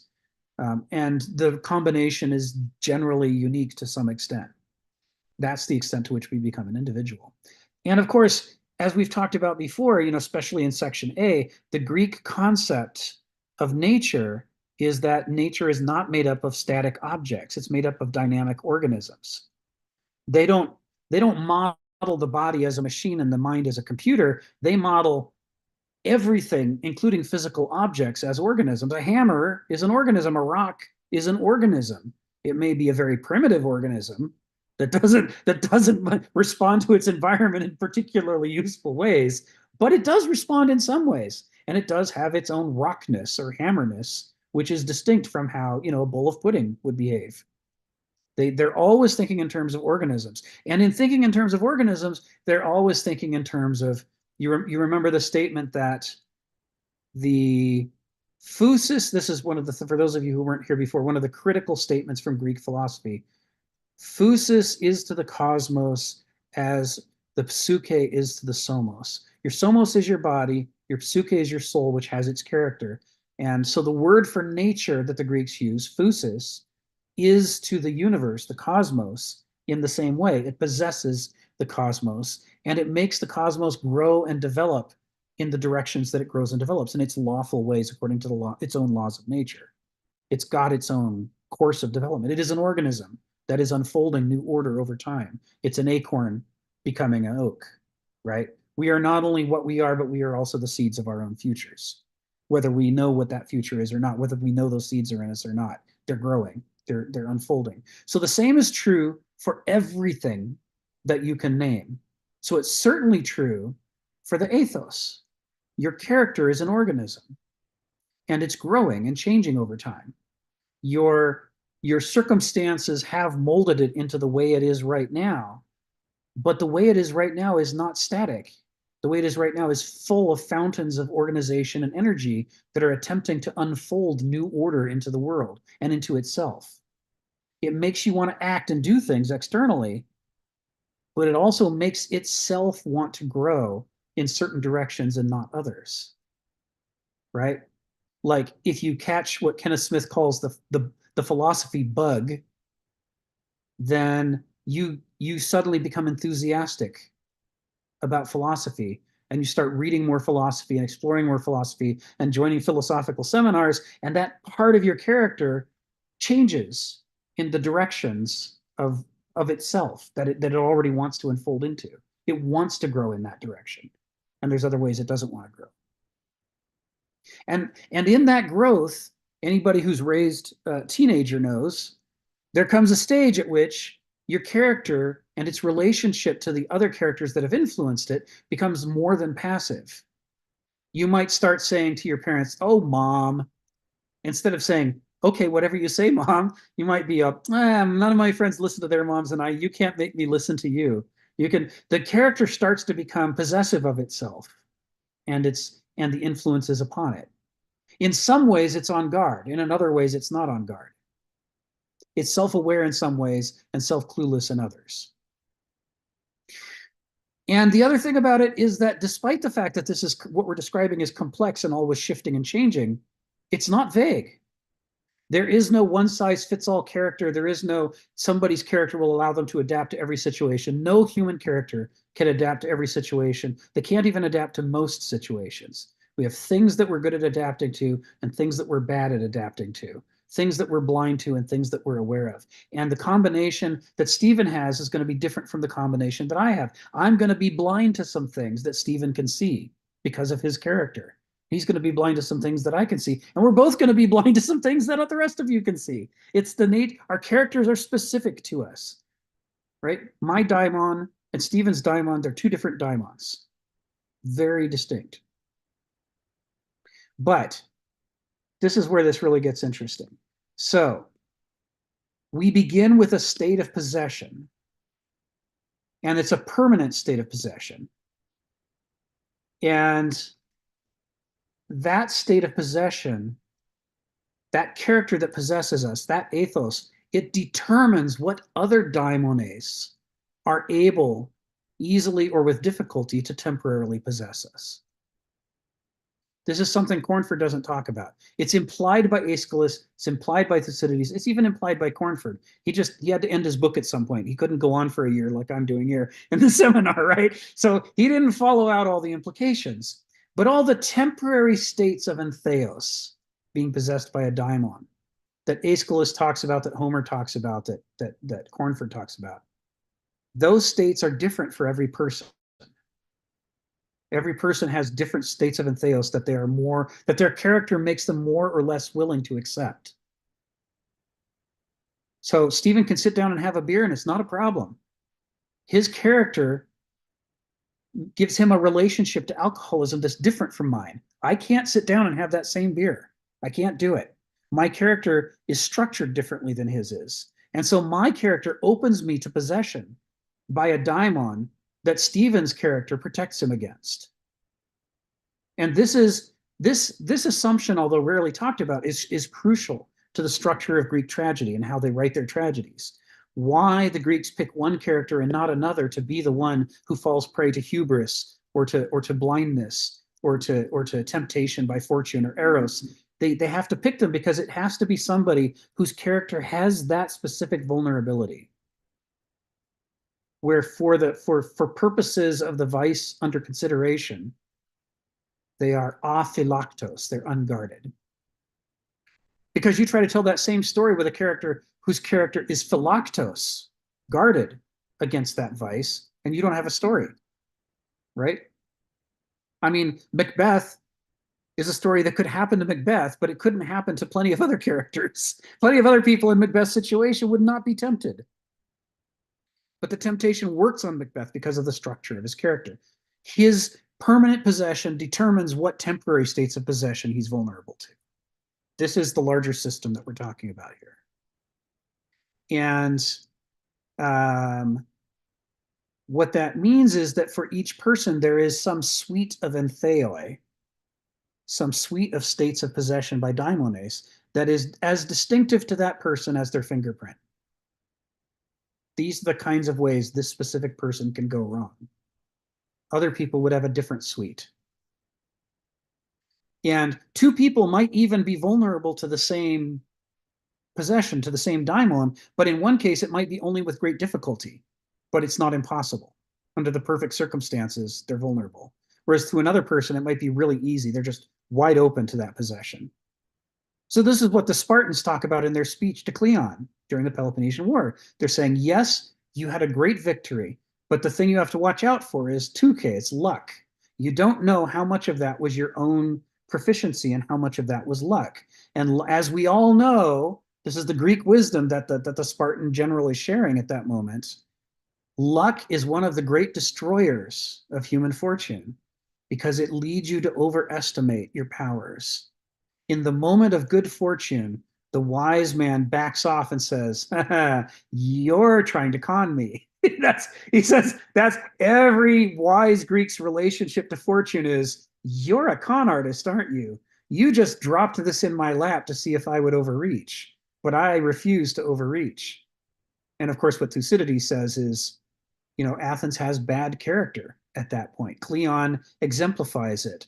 And instead of being cautious in his moment of good fortune, his character is such that he swells with overconfidence, with hubris about his own capabilities and those of Athens, and also with eros, with the desire for new conquests. If I could beat Sparta here, surely I can conquer Sicily, and then I can conquer Carthage. And I want Carthage and Sicily. So I choose to believe that this was because of our prowess and that there was no contribution of luck. That's a vulnerability in Cleon's character. That possession wouldn't have been possible if Pericles had been the man standing there. Thucydides makes absolutely clear this is Cleon's vice and not Pericles' vice. These are two different factions in Athens, and they have different characters with different vulnerabilities. So I'll call on Ari in a second, but I'm coming back to terms we've done before, and I'm giving them a new spin. Eudaimonia, a critical term when people studying the ancient Greeks, doesn't just mean that you have a lucky character, like the Alexandrians thought. The more sophisticated take is eudaimonia means that your ethos is structured in such a way that possession by good daimones, eudaimones, is easy. You have an easy time hearing Athena whispering in your ear. You don't resist it. And it also means that possession by charis, such as eros or hubris, is difficult. It's got to be both things. You've got to be closed to the bad influences and open to the good influence. That's eudaimonia. It means that your permanent possession has that quality of temporary possessions that it's going to allow. And dysdaimonia doesn't just mean unlucky, as in Desdemona from Othello. Dysdaimonia means your ethos is structured in such a way that possession by dysdaimons, by charis, is easy. It's easy for you to fall prey to hubris. That's Cleon in a nutshell. Or it's difficult to be possessed by good daimones. Athena tries to whisper in your ear, and her advice falls on stony ground. You don't listen. You don't believe it. You reject it. The wise words are wasted on you. Pearls before swine. And then the final piece of this, before I call on Ari, is remember we're saying these are an organism. To the ancient Greeks, these are not objects. They're not computer programs. They're organisms. They're growing and reacting to things. So the longer you're possessed by a specific daimon, for good or ill, the more that state of entheos cultivates your ethos. It changes your ethos through habits, right? Because Cleon he's not just possessed in a passive way by hubris, he's possessed by hubris, which makes him act. And the action repeated over time becomes a habit, and the habit alters his character to make him even more vulnerable to hubris than he was before the initial possession. There's a feedback loop. And if it's a dysdaimon that has you, the feedback loop makes your character worse over time the more you act on it.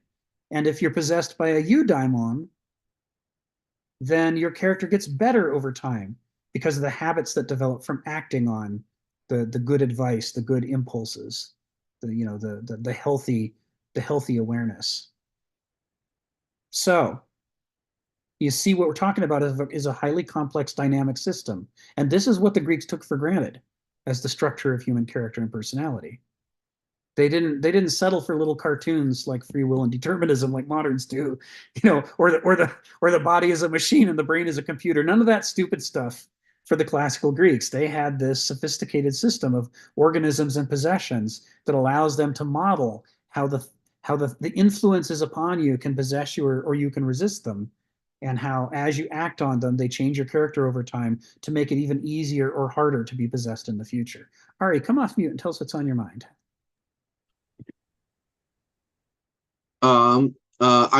What's on my mind is I'm looking to clarify. I'm looking to clarify what you're talking about to basically review, understand the terms and the dynamics you've described. So I'm going to ask some questions in more of, I like to do the thought experiment sort of thing. I'm going to suggest a model of analogy for what you're describing in terms of things that make sense to me and hopefully other people too. And I'm going to see if those models match up to what you're describing. And your goal is to listen and tell me how accurate, and if it's not accurate, where it's not accurate, maybe why. And the idea is like this. I was thinking like, the predication of daimos and ethos, which ones interact and how, is let's say you have a person almost like a Dungeons and Dragons character with attributes. And in this guy, he's got a very large, we call an 18 intelligence. And you have another character with like an 18 agility. And the 18 agility guy belongs to a family of circus performers, and he's like a tightrope walker. And the tightrope walking skill is like his ethos, which is the thing he actually does. And his daimones, or daimons, I'm sorry with the pronunciation, but whatever, the daimones would be his 18 agility. He's a natural tightrope walker. He's good at that. And on the other side, you might have someone with the high intelligence who's like comes from a family of mathematicians, and in this case, he's very good at doing math because he's got this high intelligence. And you see that this is another idea that some other philosophers talk about, is why there are no tight-roping mathematicians.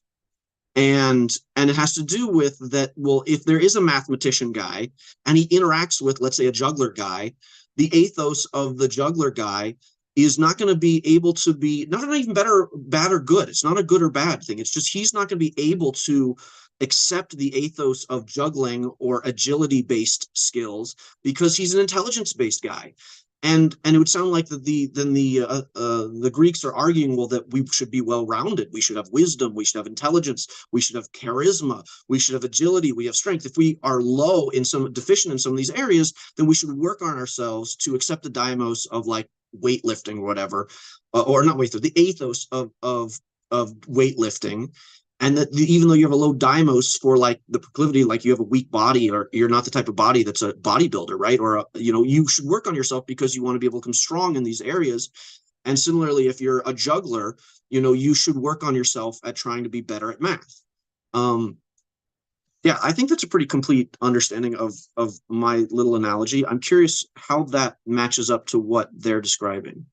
Sure. Yeah, no, that's a useful model to compare with. So an arete is a distinctive excellence.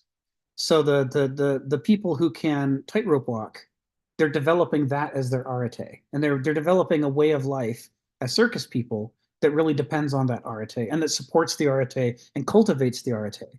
And that arete is made possible by their character. They've got the capacity to have the high dexterity. Another person might not have that capacity. They might be born such that, maybe they're born with an 8 dexterity, and if they really work at it, they can get it up to 12, but they're never going to get it to 18 because it's not their character. It's not what they were born with. It's not and as a result, they're never going to develop tightrope walking into an arete. It might be a skill. They might be able to tightrope walk better than the average person with a 12 dex, but it's not going to come anywhere near high enough to make the way of life of a circus performer that this family of people who really do have the arete can pull off. So there is this group of words, and ethea is the proper way of life for you, given your ethos and your arete. So the proper way of life for the musician is quite different from the proper way of life for the tightrope walker. And it's made possible for them by their character that permits them to grow into these excellences. And also it's sort of mandated for them, or in some, let's say, semi-mandated for them by the fact that, the tightrope walker just might not have the capacity to develop the charisma that's necessary for the music. He too might just be, capped around 10 or 11. Granted, if his current charisma is 8, he'd be well advised to work on cultivating his charisma towards that 10 or 11. It'd be a huge improvement from where he's at now. But he shouldn't plan on becoming, a musician, because that other guy over there has got an 18 charisma, in his pack as part of his character possibilities. And so he can develop that thing into an arete, which then enables a way of life, an ethea. So the cheetah can chase down the gazelle, but I can't. It's like no matter how hard I learn to run, I'm never going to hit 60 miles an hour on foot. It's just not going to happen. And so the result is it's part of why, different carnivores have to adopt different ways of life for how they pursue their prey, because they're limited. They're both enabled by how, where does their character allow them to blossom an arete that they could do something with? And then they're also limited by where does their character not permit them to blossom an arete? So I Is will that never I will capacity never to render like, that. do the cheetah thing versus the lion thing? Is that their Yes. dynamos? Yes. Is that Yes. like the way the cheetah's faster and the lion is more powerful, maybe with the bite strength or the leg speed? Those are almost like I'm sorry, Let- I'll just stop saying it. let's say it's their ethos. It's their That's the character. ethos. So what's the So dynamos? Is this their like genetics? I'm curious if there is any matching up to. I can tell you in a sec. I can tell you in a sec. But let's say not the power, but the fact that a cheetah is a solitary hunter. So without Mhm. speed, it just is never going to eat. Whereas the lion is a pack hunter. Yeah, So it can trick the prey yeah, like yeah, wolves do, right? yeah, And yeah. that whole mindset of, do I know what the other members of my pride are doing? Do I know where they are? Are we coordinated? Is a level of thinking that is core to the lion character, but is almost entirely absent from the cheetah character. I mean, the cheetah is not going to be hunting with other cheetahs, so Is it that doesn't an good. ethos or a daimon with a single versus So pack? this is where these terms come into play. So ethos is character, right? So this is the character of the two species. Okay. And what Heraclitus is saying is, your character is a daimon. Oh, It is a state of possession in which you are possessed by, this personality type, okay. right? So there's the cheetah personality type and the lion Yes, personality right. type. And he's saying it's a permanent state of possession that you have Yeah, lifelong yeah, and that can be, yeah. cultivated and developed. And what's different between the cheetah and Homo sapiens is that every cheetah everywhere in the world under every condition is got such a strong character that it's going to tend to develop in the cheetah's direction, to develop the Right. fast arete and the ethea of a cheetah. Whereas Homo sapiens has been made into a generalist by nature. We're programmable in any number of different directions. Right. And how that's described by the Greeks is not as a program, but as a state of possession. Is that a little bit more like a toenail cell versus a stem cell? Yes, that most species have highly derived cells that point them in a specific direction. Yeah, And Homo sapiens is very stem cell oriented in yeah, terms of our character, yeah. so that we only differentiate the stem cells of human character when we're under the influence of our character and our upbringing. And that process differentiates us into fishermen and tightrope walkers and other sorts of people. And it can't do everything with any given person, because different people have, somebody might have the capacity to get a lot of dexterity, but not a lot of charisma. And so part of growing up as a person is figuring out, what is my character? What possible arites can blossom in me? What Yeah. kinds of ways of life could come from that? And can I find a culture that can teach me to do that, to Right. develop in that direction? Can I ask a need little all more those things. nomenclature? Like then in this case is maybe agility versus intelligence, a Yeah. daimon? They're a daimon is more all-encompassing. See, one of the things about the concept of a daimon or a soul, a psuke, which a daimon is an example of, is that they're infinite. They have a limited specific character, but they have an enormous depth of implications to them. They're So it's too never much of a like just a reduction. number. So it's just a simple category. Yeah, it's not as simple as, my strength is 17. A daimon is more Yeah. like everything about me, Yeah. the things that can be high and the things that can be low, all the things I can grow into and the things I can't grow into, all of that together is a The daimon. wholeness of it. Yeah. Yeah, the whole organism of it. Right. Interesting. And everything else is Like sort of a holistic. detail. Yeah. Yeah. Interesting. Yeah. So, Okay. and this comes back to the fact that the Greeks are looking at everything like organisms. Does So, everybody have only one daimon, or didn't you say we are open to the daimons of others, but we really only have our own daimon, like a soul in this case, more like. right. So this is kind of the core of the idea, is that you start with a single daimon. Yeah. That's your character, and it's being molded all the time. Yeah. But the thing that's so interesting about the daimon of Homo sapiens is that it is open to possession by other daimones. Yeah. We are Okay. creatures of enthusiasms. So I could become enthusiastic about neurosurgery and neuroanatomy and neurophysiology. And, I just can't stop reading about it. I can't stop taking an interest in it. I might become a Yeah. neurosurgeon. I might stay a Right. hobbyist. But either way, like, that's got me. It's captured Right. me. And Right. so in addition to my core daimon, which is permanent, although growing and changing, I've got this state of possession. And alcoholism is another great example, right? If I pick up a bottle, I'm going to be possessed for a long time by that bottle in a way none of the rest of you will be. And it's like in a modernist way, you could think of it as Legos that snap onto the core base Yeah. Lego of our character. But it's far more interesting than that because it's organisms and compatibility and openness to possession. There seems like there's a lot of overlap between ethos, our character, and daimon, our soul. I was almost thinking about it. Now, this is where maybe Phil would like to do this because this is actually artistic, but in terms of math, I'm drawing something. Do you have a thing that's its wholeness? That would be the whole object. But then the part that is emergent that you can see is called its surface. And so it's like the character is kind of like the surface, and the daimon is like the whole thing. And in this case, you have a covering on top of the object, which is a single thing too, but that has a specific, that's where the function occurs. That's where the activity occurs. Almost like atoms, the valence outside electrons are what's interacting. But then that's a type of character. But then the wholeness of it is the whole atom itself and all the other things underneath and the complexity of everything coming together. I'm not sure if Phil wants to jump into this in terms of coverings or surfaces versus, objects or depths or volumes. This is a totally different, and I would love to know actually what the Greeks really think about these things in terms of art and maybe ritual, like where that comes into play. They're constantly illustrating these things, especially on vase paintings. You'll see, some of those classic terracotta black figure on a red, background, Greek vase paintings in which they'll be showing some famous scene from Greek mythology, and you're like, I know that. But then you think, wait a minute, who are those small winged figures up behind the goddess? Who are those? And typically, those are daimones. Very nice. They're influences that are possessing like a muse behavior. Yeah, they're like muses, for example, are a kind of daimon.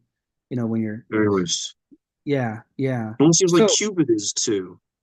What is? Oh, Cupid, yes. Yeah, like if you're affected by the arrow of Cupid, that's like a daimon. That's like, it's very interesting.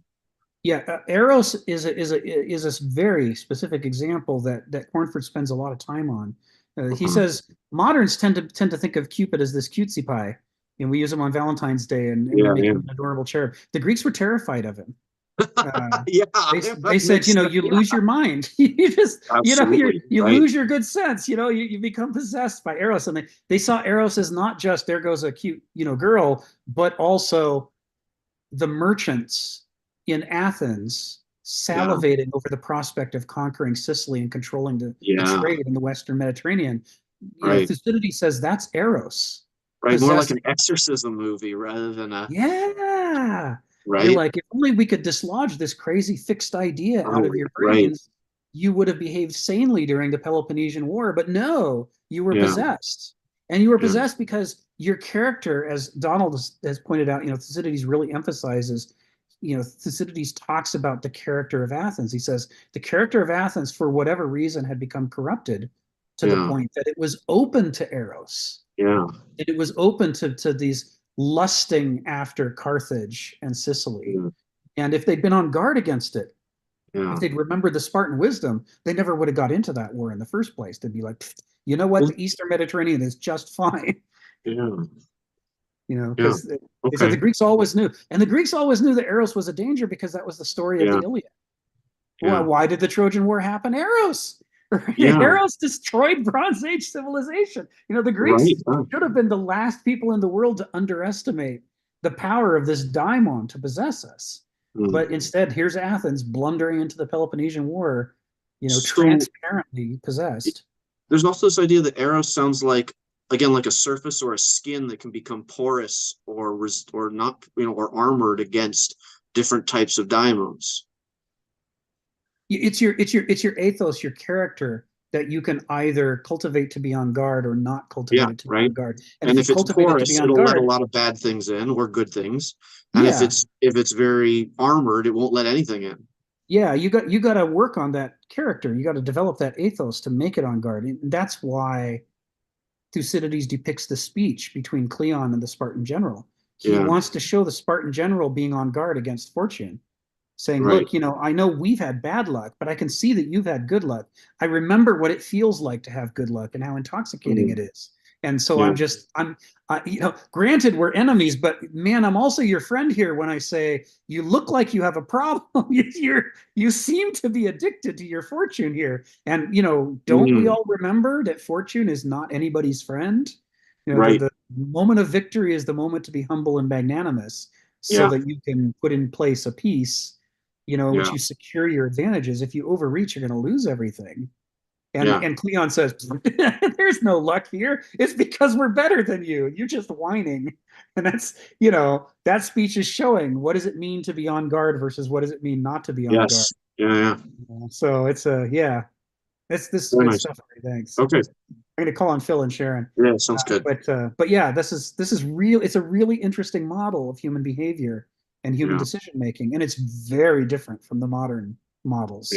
Yeah. I mean, I can't imagine any serious scientist, publishing in Nature their paper about how human beings are prone to possession, right? We'd all be like, we are not.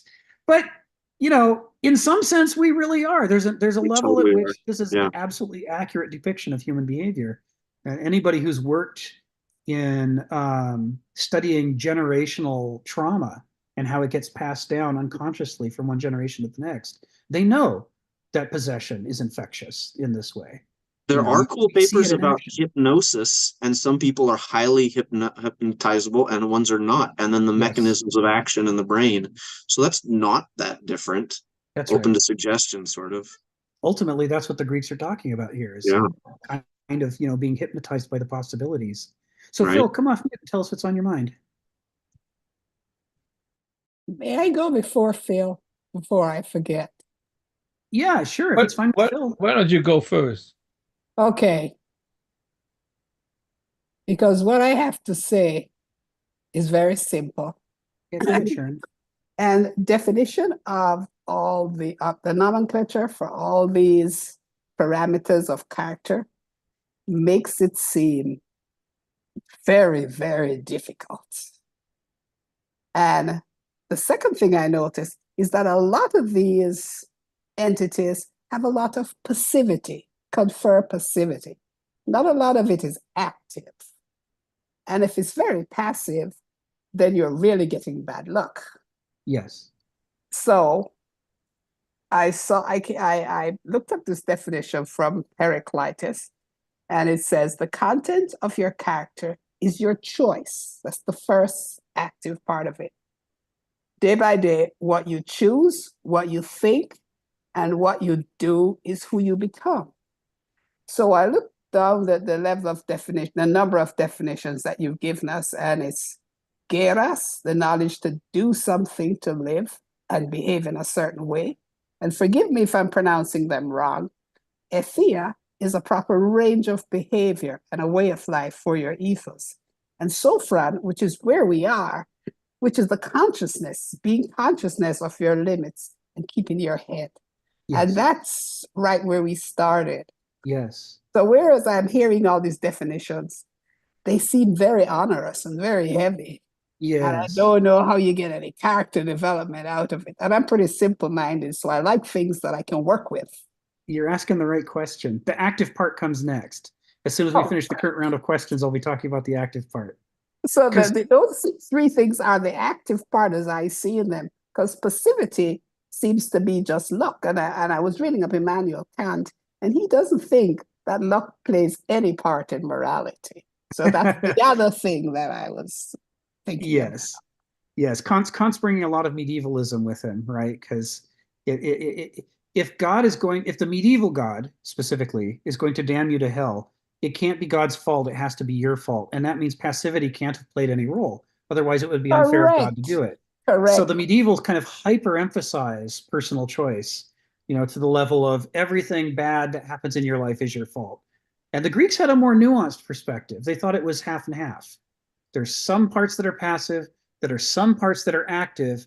And if you're smart or wise, you can use the active parts to change the passive parts. But if you didn't look out enough to ever be taught that you can do that, then you just accept your character passively and you're stuck with it. And so this is why they thought education is so important. You got to teach Right. kids that they can take responsibility for their own character and they can mold it and change it through habits. So I like Heraclitus' use of the word choice, Yes. because that's the operative for me. Yes. Right. Yes. Because we come with a certain rudimentary set of characteristics and embodiment, and we actually engage in choice as we build on it. Yeah. Yeah, I also think, Maya Angelou is really helpful here. She's got that quote that says, I make mistakes because I can only do the best I can with what I know. But when I learn better, then it's my obligation to do better.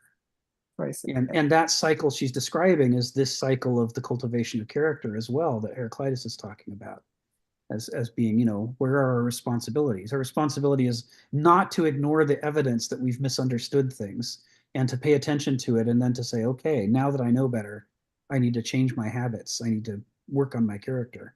And that's why I like the first definition of phronesis. Yes, yes. Okay. Thanks, Sharon. Thank you.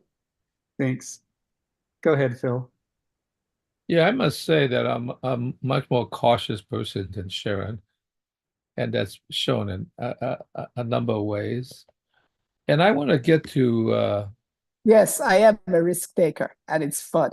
Thank you. and not that I don't take risks, but I'm more cautious than you are. This actually refers back to actually this last Saturday when I was in the discussion with Plato's Republic. And, and Plato presented, the three types of souls, the Aristoi, which is the gold soul and the silver soul, and then I think the iron soul. And this gets to the issue. I said, well, it seems to me at the time of Plato, there was bronze. And why isn't bronze an alloy part of the soul? And why is the soul different from reality in the sense, let's say city could be a mixture, but the soul of the individual has to be a pure metal? And you seem to be saying something that supports my argument that seemed to be at the time that Plato had this, he built the metaphor. Why didn't he have at least bronze in there somewhere? That somehow, yes, a alloy, a synthesis of two metals, which is copper and tin, and I don't know, maybe some minor other things, is stronger. For instance, if you're at a battle, it would be much better if you have a bronze shield than a gold shield, except maybe in a gold shield, it looks really good. yes. And maybe you could take advantage of the fact if you position yourself right, you could reflect the shield and blind the other side. Okay, so yeah, strategy could help. But other than that, it seems to be bronze or a golden sword. So the last sword I want to do is have a gold sword. Yeah, exactly. And so it seemed to me, why didn't he at least work that into the system? Because you seem to be suggesting that diamond is really a mixture of all these different aspects of your soul. Yes. Yes. And it seems to me, why is that in some sense maybe permitted in this mixture of different individuals in the city, so the city could actually become a kind of a synthesis of many of this. And the answer back to me is that now you're mixing up the metaphors, because if there's a metaphor and you destroy the metaphor. Yeah, sorry. And about that. I said, no, I haven't destroyed the metaphor. I just want to see if the metaphor couldn't be extended to a alloy. And not that he didn't know about alloys at that time. It's like if it was a sense that there was no bronze, he could say, well, I didn't know there was such thing as alloys being stronger. there was. So the metaphor is there, and that would have been helpful in the sense of developing a more complex soul that's not just pure in one dimension. I can explain it to you. Yeah, could you I know explain why that he to did me? it. Because Yeah. the leader of the things kind of said, we have to accept that at least that's a possible criticism, because it was getting into the debate of how purity was the basis of everything. All right, that's it. No, Explain. it's a great question, Phil. The core explanation is that it's not really his metaphor. He's borrowing it from Hesiod. Hesiod in I can't remember if it's Theogony or Works and Days, maybe both of them, talks about the ages of man and the gold people and the silver people, the bronze people, the iron people. And that's the first thing. It's not really his metaphor. The idea that the gold is the best and the others are inferior, he's just borrowing that. And he's borrowing it because he's talking to an audience that's already familiar with Hesiod's metaphor of the ages of man. So he can't change it very much, or he loses the advantage of speaking their language, if you will. And then he's sort of influenced by Pythagoreanism and Parmenideanism, these ideas of purity and abstraction. And, that those sometimes lead people, when they're making a quick metaphor to make an argument, they might tend to make purity seem better than mixes because they're more abstract, they're more, easier to describe. So that would make him kind of be inclined to stick with the metaphor that he borrowed from Hesiod. So it's not one of those things he's thought through as fully as some of the other parts of what he's talking about. He's borrowing a shared idiom is what he's doing. So, but your points as far as the critique are dead on. Of course, Heraclitus, for example, who cares a great deal about the soul, would never talk about purity of the soul being a good thing. He recognizes that character is a highly complex thing involving. He's constantly talking about how if we could purify things and eliminate conflict from the world, we'd all die. Because he's talking about the dialectic. He's talking about polyntropy, and he's saying the structure of nature is based on these tensions between opposing forces, and that's what makes possible. He says people don't understand how that which is at variance with itself agrees with itself. And he says the other big one is people don't understand how the only way it is only by changing that things find repose. It's nothing that seems to be sitting still is actually sitting still.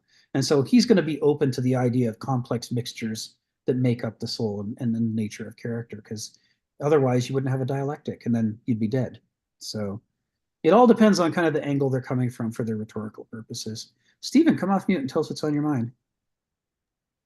No, you just prompted me there again. This idea, people, the humanists always say war is evil. And if we eliminate war, it's going to be just fantastic. And I thought, well, actually, more likely the human race would die out.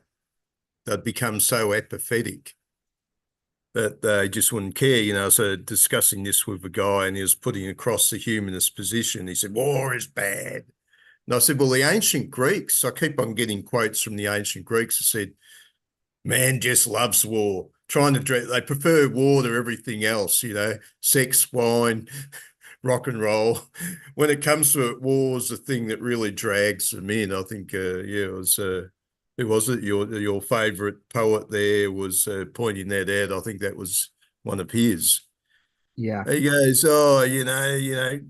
he starts going on about the Ukraine. He says, and we're arguing about that. And as far as he's concerned, the Russians are evil. He said, I could speak Ukrainian. I'll be over there training them how to fight. And I said, that's your problem. I said, the only wars people dislike are the wars they lose. They love the wars they can win. So I keep on getting these peaceniks who think it's okay to fight a war when the other guy's evil. But another point, and I don't know, Sharon might bring in a perspective here, is that, I know people who are studying, tertiary for whatever they're learning, and their attitude is it's too hard. That it's just so hard, and They should, the courses should be made easier. And they're just stuck in all their childhood habits of their parents looking after them and their parents providing for them. And tertiary studies seem to be about where you're just going to have to take command of yourself. And you're also going to have to become inventive. One of the things I notice with people again and again, that the challenge they like is a conveyor belt of ease. That's the preferred challenge, is one which is just so simple and at an easy pace. I was trying to point out, well, all the students are complaining, but the whole thing is that they're throwing at you a certain level of complexity and they expect you to adapt. Mm-hmm. Mhm. And another thing is you don't have to be perfect. You have to learn how to deal with things when you don't know everything, when you're imperfect, when you recognize that you're limited, and you might be in a situation where suddenly you have to pull a rabbit out of the hat. Mhm. And you need to have your presence of mind. So like I keep on advising them, don't stay up at night. If you're going to go and do a practical, the practical demands that you be there at 9 o'clock in the morning. Don't stay up to 3 o'clock in the morning trying to do stuff and then for some reason not get out of bed to 10 o'clock or 12 o'clock or whatever. You're working against yourself. I keep on pointing out, for example, that this is one of the simplest things you can deal with, is keeping good hours of sleep. There you've set yourself up. Your brain's at full power if you sleep well. You're going to deal with things better. They won't listen. They keep on demanding, I want an easy life. I want an easy study. And one area of complaints is probably relevant, and that is the teachers are generally not always the greatest around. And Right. that's a slightly valid complaint, but unfortunately the world doesn't work that way. These institutions end up having to take on people because they're not going to find, 100% perfect teachers. But yeah, maybe Sharon can, point out a few things, which this thing's bothering me. Okay, thank you. Thank you, Stephen. And I'll call on Sharon in just a sec. I saw she got her hand up. But one thing I'd like to say is, for example, this idea of lifelong learning means we don't have to get it perfect the first time. I certainly, all these terms I'm introducing you to, I only knew a quarter of these before I read Cornford's book. And I got so fascinated by it, I started making lists and drawing diagrams and trying to figure out what he was talking about. And my experience is that the process of studying these terms is hard because they're putting names to things that are in the lacunae of the modern worldview. They're in blind spots where we don't think there's anything. And they're saying, oh no, there's stuff in here. And it's more than one thing. There's a whole structure in here that's invisible to us. And so it's hard for us to come up with the definitions for these things, to relate them to what we already know. But once you have the terms and the relationships, everything becomes easier because now we can describe things that previously we couldn't even imagine. We had no words or concepts for them. And now we've got this whole framework that can bring things into focus. It's like, in science, there was a revolution when they finally got lenses good enough to do microscopy. And they started looking through microscopes and said, what is in this pond water? What are all these tiny animals? It's like, it's an explosion of insights that become possible. But, they spent centuries learning how to perfect the manufacturing of glass and the grinding of glass into lenses before all of a sudden, the work paid off. I'm finding for me, that's what's happening with this framework. There's a lot of terminology. There's a lot of complex relationships between the things, but once they come into focus, then like Sharon was saying before, suddenly you can start to see which parts are passive and which parts are active, and what are the Greeks really saying about the relationship between what do you just have to put up with and what could you actually change in your life. It's the specific posture they take is one that could only be taken by a people that understand these things that they've got words for and that we don't, which is why we don't take these positions. It's part of why we don't take these positions. We lack all the framework to even think in these terms. So Sharon, come off mute and tell us, oh, you are off mute. Tell us what's on your mind. I was going to say to Stephen, I still teach now. I teach medical students. And here's what I know. He who knocks at the door of complexity starts approaching excellence. And it takes effort. And just like you said, we're all not excellent because it takes time and effort, and more importantly, choice. And so I was working with a young girl the other day, and we had a patient with liver was enlarged, spleen was enlarged, and she said, "What do you think is wrong?" I said, "I don't know." And we're in an environment where we do not have access to a lot of investigation, right?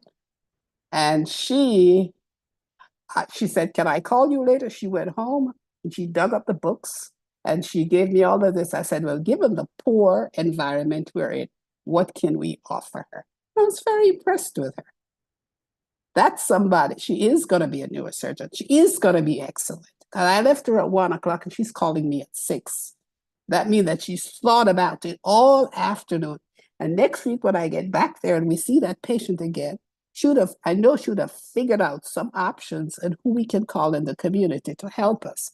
So what I'm saying, the person who doesn't want to wake up and come to class, he's not going to be excellent. He's going to be mediocre. He just doesn't know it yet. And as a teacher, I hate to assign classes to people, but I'm looking at your effort and kind of giving you a designation. And I'm telling you what's necessary. And if you don't think it's something essential for you to do, then you're making your choice about life. That, I think, is part of tact. Yeah, exactly. You know? Exactly. And the second thing I wanted to talk about is the concept of soul, because I hear you keep talking about it, but I think soul impacts character significantly. And I go back to Heraclitus again. He says, "You will not discover the limits of soul by traveling, even if you wander over every conceivable path. So deep is its story." So deep is its story is kind of feeds into something that I believe. I think that we are souls wandering through this existence, and we do it multiple times. There's a book that I read many, many years ago, written by a psychiatrist. It's called Many Lives, Many Masters. And it really subscribes to the concept that your soul is just not, it's not a virgin unit. It's coming from the past. And the Bible says, "I knew you long before you were born, and you've been here multiple times." So, and this, I think, is the passivity of character. I don't know what it means. It's another concept. People don't believe it, but it's something that I see. Why is it that some people are just evil? This is what did you call it? The dysdaimonia, the luck, the bad luck. Is it a soul that's paying penance for something? And that's the question I have. And it's a fascinating subject, but I don't know what the answer is. So I listen to all these definitions and I see what Heraclitus says. So deep is the story of the soul. And I don't quite know what that means. Yes. And we can't quite know what it means. We can explore it and start to get some sense of the general picture. And we can learn little details in the areas we've explored. But what he's saying is it will always be bigger than we have time in our life to explore. He's basically, this is an echo of what he says in his very first fragment when he's alluding to that there is a nigh infinite cosmos around us that we should spend our lives exploring. But there's also a nigh infinite cosmos inside of us. That's the soul that we should also spend our lives exploring. They're both equally deep and complex topics. And they're not the sort of thing that you can just open a book and it'll give you the answers and you're done and you're ready to move on. It's like you're going to be struggling with this your whole life. And at the end of your life, you'll be much further along than you were at the beginning, but you also won't be done. That's like it is. We're mortal. We never get to have the whole picture, the whole story. That's a sacred thing. Mortal things don't get that. We get incompleteness. So Yeah, it's interesting stuff.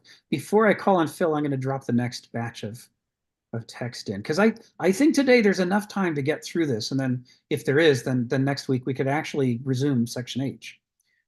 So we will be armed with so far. I wrote this whole thing thinking about Sharon and her questions about, so bring it home for me, Rick. What is the point of all of this? And then this is what I'm trying to get us to. So building on what we said, I'm going to walk us through this and I'll call on Phil.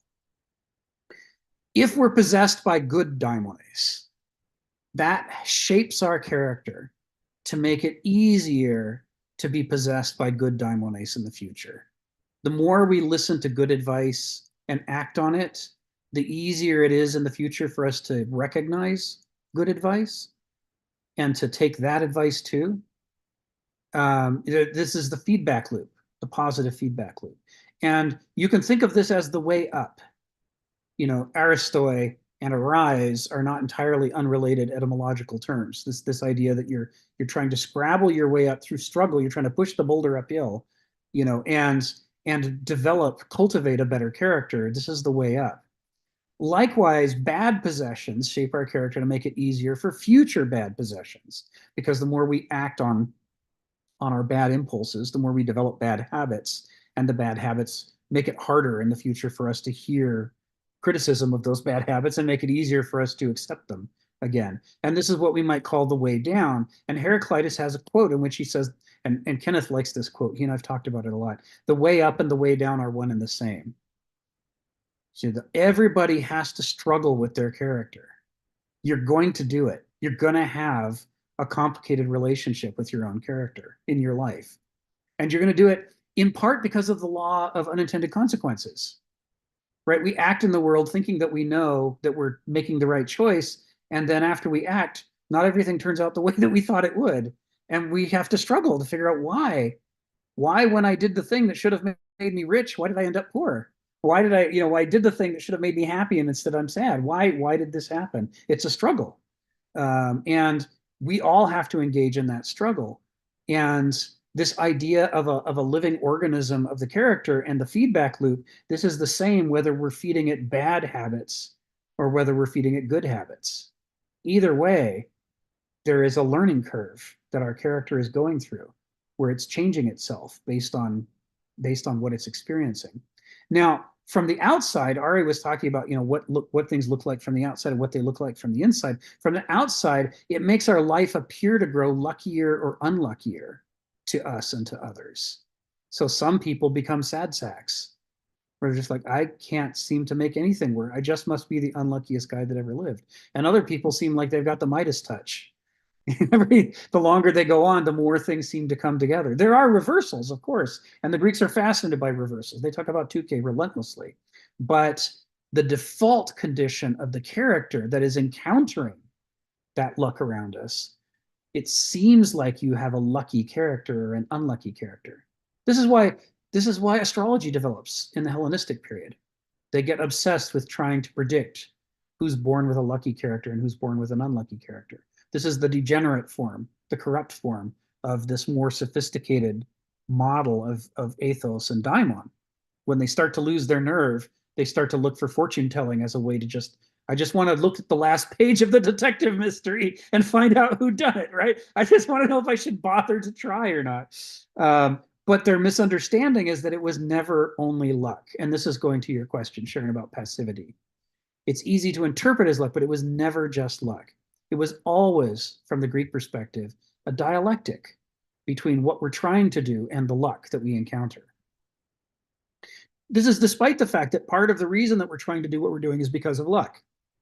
We might have been born to, unfortunate parents in an unfortunate culture, and they taught us to be passive and to not try, than to just give up. And if that's true, if that's what we were fed up until the point when we enter school, then we're a pretty unlucky student.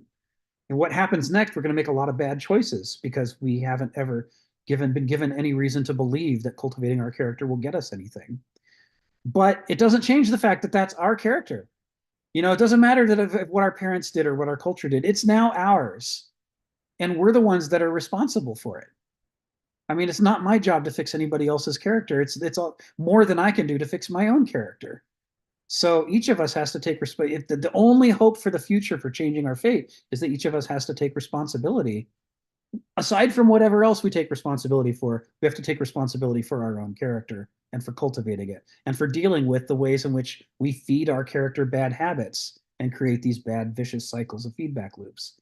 You know, pacify ourselves, infantilize ourselves, teach ourselves to be hopeless. We gotta deal with that and address it and do the work that's required to turn the character around so that we can start to get a positive feedback loop. Because if we don't do that, nobody else is going to. Right? I mean, who's gonna fix this situation? So our gnome, you know, this is the pair of terms, according to Cornford, the pair of terms that Thucydides uses to describe the outcome of human affairs. He says it's a mix of gnome and tuke. Tuke is fortune, good fortune, bad fortune, but more importantly, the Greeks can't hear the word tuke without thinking reversals of fortune. Tuke is the daimon that is constantly confounding our expectations and giving us outcomes that we weren't expecting. That's half of the picture. But the other half of the picture is what he calls gnome. And that is our intentions, our plans, our will, our choices, to use Sharon's terminology, right? What are we putting out into the world? Those two things intersect to produce the result. So it's neither all passive nor all active. It's a tug of war between them. It's a dynamic allotropic system between the two that determines the outcomes. And the last thing I put here in this part is that you can think of our gnome, our choices, as resulting from a combination of our ethos, right, the daimon that we have our whole life long and that's always growing and changing, crossed with our various states of possession, our entheoi.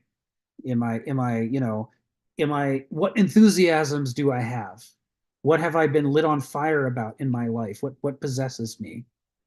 Those things are made possible by my character, and my character either allows them or disallows them or makes them hard or makes them easy. But they're nevertheless supplements to my character, right? I could be who I am without those enthusiasms, but my life has turned out in such a way that I've stumbled across them and now I'm lit on fire for them. And you know, I am my fundamental character plus these enthusiasm. And remember, enthuse and entheos are etymologically related. Enthusiasm means to be possessed by an obsession or you know, the older term, by a daimon, by a personality, by a character. So we're talking about a model of human behavior and free will and determinism that's very sophisticated. It neither reduces to active or passive. It neither reduces to hopeful nor to hopeless. It says that it's a complicated mix of both. There's some luck, there's some inheritance, and there's a lot of choice. And they got to come together in a way that's harmonized to get a good outcome. Phil, come off mute and tell us what's on your mind. Yeah, I'm going to tell you about two things that are interrelated.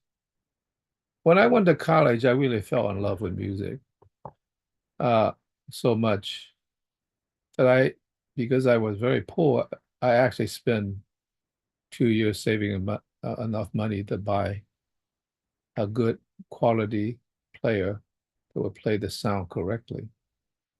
That means not eating many meals. That was lost. So that was a very difficult process I went through.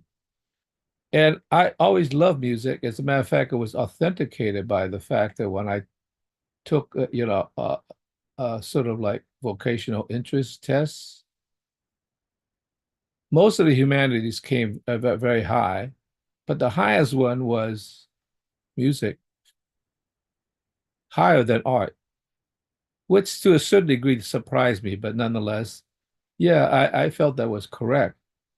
So I actually spent some time trying to be a musician, but I was so terrible at it.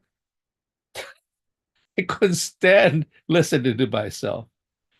And I really I had the desire, I did, have the aesthetic sensibility, but I just didn't have the practice because, once again, I came from a poor family, never had music lessons. So all that was to a degree that the contrast between a degree of sophistication I could hear and the ability I could do I just decided, I decided to go into art because if I had no other skills, I might have stick with music. But since I was a pretty accomplished artist, even when I was in college, I said, why give up something that you actually have aptitude for as well as the skills for versus something that you have an aptitude for, but you don't have the skills for? So that was a choice. In some ways, you could say a negative choice, but I thought it was a positive choice faced with what I had to deal with reality. And so, like I said, I never became, devoted much more time to actually the theories of music and the practice of music, but I become a pretty avid listener and sophisticated listener, as sophisticated as you could possibly be in a way without being academically involved in that or practically involved. The other thing I want to tell you about that I think is related, when I went to college, my high school had a kind of survey about what was the most important thing you learned from school that added to your life that was beneficial. In the first couple of years, I set all my science classes, my physics class, I was very inspired by that, even though I was not the best, but I was good enough to be inspired by it. And I thought that was a very good, honest answer. And it was an honest answer. And the third day I thought about it, I said, it was actually wrestling, because it taught me the fortitude and the practice and the detail of what it was. And I just didn't think about it because that didn't seem like a schooling. It was actually an after-school sport. It was really something. And I don't know whether the survey stopped after 3 years or whether they just decided, oh, this answer is so preposterous, we're not going to send it to him again. I don't know what it was, but it was a very, very honest answer that I went beyond something that seems to be outside of the boundaries of what I thought academics was. And I said, no, that was something that taught me something about character and fortitude and perseverance and struggle and all that stuff that had implication to all of my life, let alone my academics as well. So this is very, very interesting that you have to bring it to the realization what the categories are. I never thought that was a real category, oh, that's after school sports, But it was really something that I learned a lot about one's own character that's necessary to, in a sense, go through the process of doing so. And I think they didn't expect that answer. I have a feeling they didn't expect that answer. This is outrageous. This guy's gone off, become nuts. But the first time I thought it was really, really honest. Was before it was sort of honest, but I didn't see the limits of the possibilities. So I thought I would relate those two aspects of how you have to not only love something, but you have to also ground it in relationship to what your abilities are and what your desires and all that stuff. It's a much more complex system. Those are great examples, Phil. Thanks. I'm going to add a personal anecdote. I had my own little aha experience, and it's not an aha if I've arrived at a certainty, but aha, I've arrived at a possibility that never occurred to me. I've struggled my whole life with bronchitis. I get bronchitis every year, frequently multiple times a year, and it's awful. And I was talking with a friend of mine who plays the tuba, and he says he used to have bronchitis all the time until he started playing the tuba. He says, when you play a large bore wind instrument, you move so much air through your lungs and throat that it clears out the crap. And you get the cleanest lungs you're ever going to have. And I just had this epiphany. It occurred to me, what if I was supposed to be a musician? What if I have the character, and the potential arete to develop into being, a really great trombone player? And I've just never done it. And I always thought that the biggest drawback to not pursuing an arete is then you get a life of mediocrity, right? So now I don't hit my arete, I hit a bunch of things I'm so at. And it'd be a shame that was the case. It never even occurred to me that the consequence could be a lifetime of illness, because I have a body that can only thrive if I'm actually doing the thing that I evolved to do. What if I'm sick because I'm not blowing a tuba? You know what I mean? It never occurred to me. You know, I'm so used to thinking of the typical disease model, you know, that we use in what, you know, must have been some bacterium that did it to me. Oh, well, we've disproven that in my case. But it'd be hilarious if it's because I'm supposed to play a tuba, I'm missing the tuba, so I get bronchitis. Congratulations. This is what happens when you violate your own character. It's just a thought experiment, but it cracked me up. That was just this weekend. So let me give you the next piece of text. I think we're going to make it. We'll see how we go. So where we're going here, and again, this is, I had Sharon in mind when I put all this together, is we're driving all of this toward the Greek concepts of teleology, telos, and entelechy, these three key words. And they basically have to do with, where are you going? Where are you trying to, where is your character trying to make you arrive? In the same way that the cheetah is trying to arrive at the gazelle, you know, this is a pretty gazelle. And the acorn is trying to arrive at the oak tree, although it has no idea that's what it's doing. But boy, does it try for something that's entirely unconscious. You know, people, their character is constructed in such a way. This is not an object, it's an organism, and it's growing and it's unfolding new order. And the sequence of unfoldings of the new order are making your character try to get you to arrive somewhere. Now, if you have a healthy character, that means that your character is trying to get you to arrive somewhere healthy for Homo sapiens in general and you in specific. If you have an unhealthy character, then it means your character is working just as hard to get you to go somewhere unhealthy for Homo sapiens or you. The part of me that wants to live in a bottle, even though I've never spent a minute in the bottle, part of me, you know, if I let it, will put me in that bottle and keep me there for the rest of my life in a way that it wouldn't do to most people. And that's bad character. It's unhealthy character, right? I mean, if I chose to live in a bottle, that would be different, but this is built into me. It's beyond choice. It's the part I have to adapt to.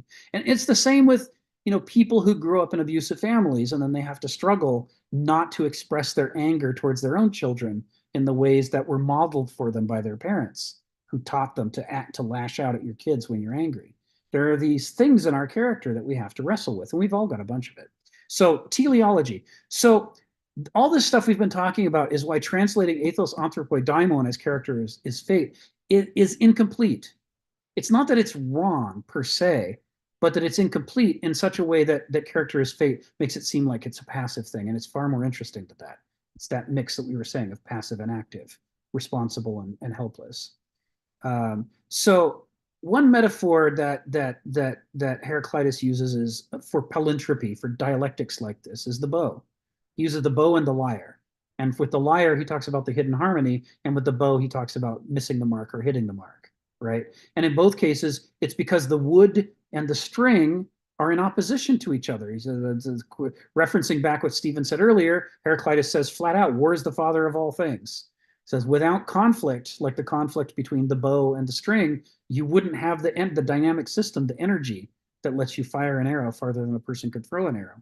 So, but the difference here is that, you know, the string is all of the vicissitudes of life, right? Luck and unluck and coincidence and reversals of fortune. And the bow is your own inner character that you don't fully understand. You don't really know everything that's in there. And the bow is constantly growing and changing, mostly according to its own inner laws of development. It's a living bow that's changing into things. And part of the way it changes is according to its own internal dynamics. And part of the way it changes, as we're talking about today, is by making itself more or less vulnerable or open to possession by good enhancements or bad enhancements that come from the outside, right? So there's a complex set of ways in which this bow is developing over time. And likewise, the arrow isn't just an object being fired at a target. That's way too simple a metaphor, because the arrow is also an organism, not an object. The arrow of our life, Heraclitus says that the straight way and the crooked way are the same to a weaver who's moving the shuttle through the loom. So the arrow is weaving us into the course of history through the events that happen in our life and the choices that we make. And it too is changing and getting better and or getting worse at the same time, according to our character. So as our bow improves, the flight of our arrow simultaneously improves. As our bow gets worse, the flight of our arrow gets worse. And they get worse in the distinctive ways of those parts of our character that are getting worse or getting better. This is where the metaphor just comes apart. Real bows and arrows don't act like this at all, but our life does, in the way that we are propelled by our character to grow. So this comes to the active part. To change our fate, we have to change our character, which is difficult, but possible. It's only possible if you understand that you can do it. If you don't know that you can do it, if you don't know it's your responsibility to do it, then you're not likely to take it up because you're pushing a boulder uphill. It's not easy, but it can be done. And some of the way, there are some easy ways, relatively easy ways to do it, if only our character would allow us to. Like you've heard the advice, surround yourself with people who are smarter than you are. Surround yourself with people who are good, who have the good habits that you crave in yourself, so that quoting Stephen, the mimetic part of us has something to emulate that's healthy for it. And of course, the other is practicing healthy habits, because habits grow into character. So the punchline is that sophrosune, that thing that the Greeks think is the most important thing for us to have, that missing faculty that a cheetah has and an acorn has, but a human being doesn't have, the closest we can approximate it comes by cultivating that kind of character, keeping that kind of company, cultivating those kinds of habits, to try to discover and take an interest in the healthy directions for not just the healthy directions for life generally, but the healthy directions for us specifically. Maybe I'm supposed to be blowing a tuba, right? I mean, it never even would have occurred to me before this weekend. I don't know. But human character is complex. It could easily be the case that I'm supposed to be singing or blowing a trombone or something musical that pushes air through my body. And it could be that if I misunderstood that musical impulse and decided to play a piano or play a guitar, it wouldn't do me any good in terms of my bronchitis. So neither of those things pushes the air through my lungs. Maybe my lungs have evolved to do that. Until I learn that about myself, I'm not capable of making the healthy choice. And that's the problem that we have, is that character is so complex and we're so ignorant about it. So this is where we get into, for the final parts of today's call, and I'll call on Phil in a second, this Greek concept of telos and teleology. All of this is about the idea that things have a direction of growth and change. And the concept of the teleological worldview, moderns believed that they had refuted it in the 20th century, and that Aristotle was dead wrong, and that nothing has a teleology. Nothing means anything, nothing's going anywhere. It's just a bunch of objects or billiard balls. And, haha, we've proved Aristotle wrong. But our entire lives prove Aristotle right. You can see it in the acorn. You can see it in the cheetah. You can see it in, the way that the child of an abuser has to struggle not to abuse his kids. There are these generational things that happen in us that prove that there is momentum to our lives, regardless of whether we're aware of it or not. And we need to learn what that momentum is so that we can alter it. We also have to learn where health is so that we know which direction we ought to be altering it in. We don't want to imagine that you're born with some really good aspects of character, but you mistake them for vices and you cultivate the habit of stamping them out. Now you have consciously exercised control over your character, but to bad purpose. You've made everything worse. I'm back to Nietzsche. Man would rather will the void than be void of will. So the Greek ancient classical perspective on this is that free will and determinism can't be reduced to it's one or the other.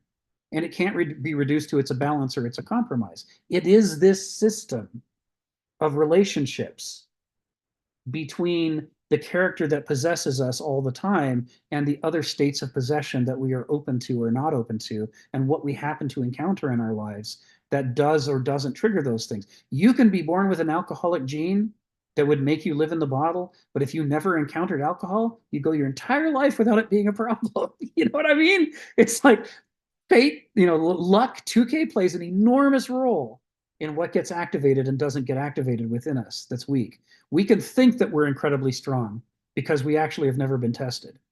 We don't know, but it's never been. Like I used to think I had no allergies. but it was actually an active will. The first time I got tested for allergies, I had dozens of them.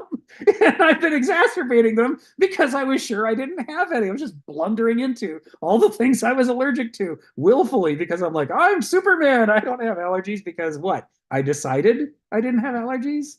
I would know if I had allergies. This idea that you have to discover who you are is something that doesn't sit well with moderns, and that who you actually are inside is authoritative over you. Heraclitus couldn't be clearer about it. He says it's like a god. It has that much authority over you. And we're like, no, we're totally free. Nothing has authority over us. We can choose anything we want to. You know, between these two positions, the Greek seems to be the more sophisticated one. So this view of free will and determinism is based on the understanding that all organisms have their own inner laws of growth defined by their character, which creates a telos, a direction of development, a character-based direction of development. And I'll come to what that means next after I call on Phil. Come off mute, Phil. Tell us what's on your mind. Yeah, the fact that we have a limited capacity in terms of wisdom and understanding, and so does everybody else, then it seems to me to surround yourself with other limited but wise individuals is a kind of a cloaking device in a way to shield yourself from, a blunt attack. I was thinking of the metaphor that this would be a metaphor that the Japanese warriors came upon this thing where you just were. I don't know whether the cloak was a very loosely fit cloak that was, I don't know, was made of silk or just sort of some cloth or what it is. But my first thought is that's ridiculous, like to shield yourself against an arrow that's flying, like how does a cloth or even silk shield yourself? But they had actually invented a very, very interesting device. And I think it revealed itself because when an arrow comes at you, as long as it billows out to a certain degree, it absorbs the energy and dissipates it. That's kind of like the wise scholars and wise people around you. It absorbs that blunt attack and it slows it down. So by the time it actually hits you or your reasonable armor, that it doesn't have the energy to penetrate. And I thought that was in some ways counterintuition. I'll tell you, understand the aerodynamics of it is not counterintuitive. It's actually real. I said, wow, this is fantastic. That they actually invented something like, oh, that's ridiculous. Like, why would you think a piece of cloth when bronze is not going to do it? But it actually works because you explored another dimension of aerodynamics that wasn't thought of. So I thought that was like, oh yeah, that's a ridiculous thing to cloak yourself with wise people that are limited. But in fact, they do absorb energy. Yeah. They absorb energy, right? That's a great example. That's a great example, Phil. Thank you. Yes. Yes. Yeah, this thing I was reading about Homer in Rise of the Greek Epic by Gilbert Murray, he says the part of the way that you can see that the Greeks were still editing the Iliad and the Odyssey right down into the classical and Alexandrian periods. It wasn't created in the past and transmitted orally. It was a constantly evolving, constantly being reworked epic. Is that it's clear that in the original text, they were describing a Bronze Age culture that didn't have metal shields. They held up giant stiffened cowhide shields, like the size of a man. You could hide behind it. It was lightweight, but most importantly, it was flexible, like you're talking about, right? If something hit that cowhide shield, the vibrations and flopping around of the hide just defeated all of the penetrating energy of the sword or the spear or what was trying to come through. And the later Greeks, they didn't use that technology. They were using metal shields. And you can find passages in the Iliad where the later writers have overwritten and interpolated their own words. And the same guy who a second before was holding up a cowhide is now holding up a metal shield. And then after that, it's a cowhide again. It's like, the fingerprints of the editor. These guys don't understand what you were just talking about the cloak and the flexible shielding and how powerful it is. It's amazing how these things work. Let's see if we can wrap this up here. Entelechy. Entelechy, one of the key words in Aristotle and among the ancient Greeks is entelechy. And the entelechy is what the telos is pointing towards. If hamartia is missing the mark, where's the mark? Right? Hamartia is how the Greeks translated sin from, you know, in the New Testament into Greek. And they use the word hamartia to mean missing the mark, but what's the word for the mark? So entelechy is where your telos is pointing you. So the entelechy of the acorn is the oak tree, right? The entelechy of the cheetah cub is the lifetime relationship with the gazelle and the other things that it needs to cultivate. So the word is complex, and I included some stuff from the Wikipedia article because it's actually useful here. And it talks about the way it's kind of a pun, and a complex pun at that, with a whole bunch of different words. But part of the idea of an entelechy is that if everything is an organism, that includes the target you're shooting at. It's not an object.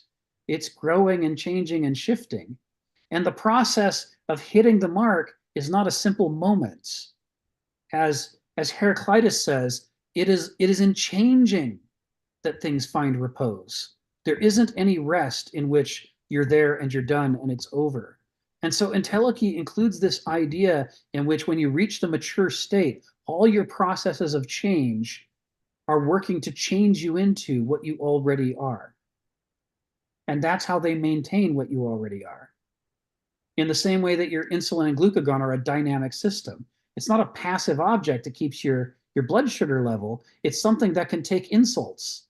And when it takes an insult, the dynamic system reverberates and then pushes back to restore the homeostasis. So entelechy is a state in which the way of life that you have grown into, the set of skills, the arites you have, all of that together conspires so that as a moving object, you create a sustainable life, like the life of the oak that can last for 500 years, right? It changes a lot on its way towards that, but then it becomes a dynamic system that reinforces a sustainable life. And that's what all organisms are growing towards, is this entelechy. And so are we. And this is what's hard for us to grasp, because we don't have this ancient classical model of human character. But the idea is that our character is pushing us towards some entelechy. And if we were a healthy species, like a cheetah or an oak, we wouldn't have a lot of choice about that, in the sense that, you know, the telos would be shoving us. Yes, singing, I like that. I'll take a close look at that in a moment. You know, that our telos would be shoving us in the direction of some kind of sustainable life. But instead, because we are creatures of enthusiasms, because we can be possessed into a state of entheos by almost any daimon, we can have almost any conceivable entelechy, including self-destruction, including comedy, tragedy, absurdity. There's just a wide range of possible outcomes. And our character is shoving us in that direction, whether we know it or not. It's making us notice some things and not notice other things. It's making us care about some things and not care about others. It's making us neglect some skills and develop others, neglect some virtues and develop others. And so sophrosune is that thing that animals have where their telos aims them at an entelechy that's healthy. And it's the thing that we're missing, because by getting rid of it, evolution gave us the ability to be more flexible than other animals. But it comes at a terrible, terrible cost, which is that we can shove every bit as hard in the direction of self-destruction as other animals might shove towards survival and sustainability. And the whole time we're doing it, we would not know that it's happening. When Nietzsche says that we're a sick animal, this is what he's talking about. He's using an Aristotelian critique of our character and the way that it works in Homo sapiens.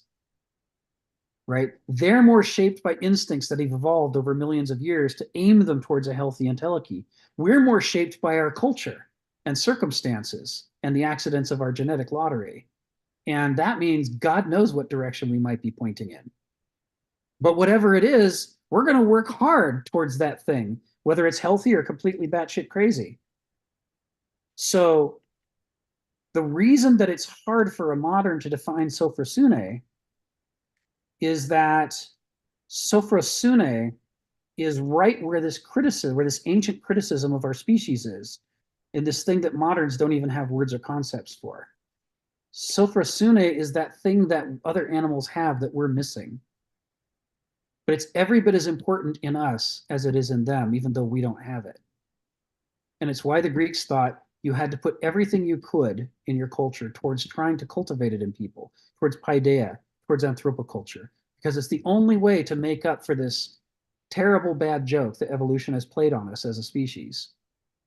We're smart, we're creative, we're flexible, but it also manifests in complete batshit craziness unless we're very, very careful. And in the modern world, we're not very, very careful. We lack Sophrosune.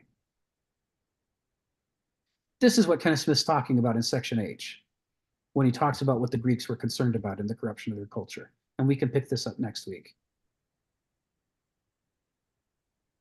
So I hope that that was helpful. But it was certainly a lot of fun to read and write, I'll tell you that much. Yes, thank you. Thank you all for joining us. We'll pick this up again. I hope you guys have a great week.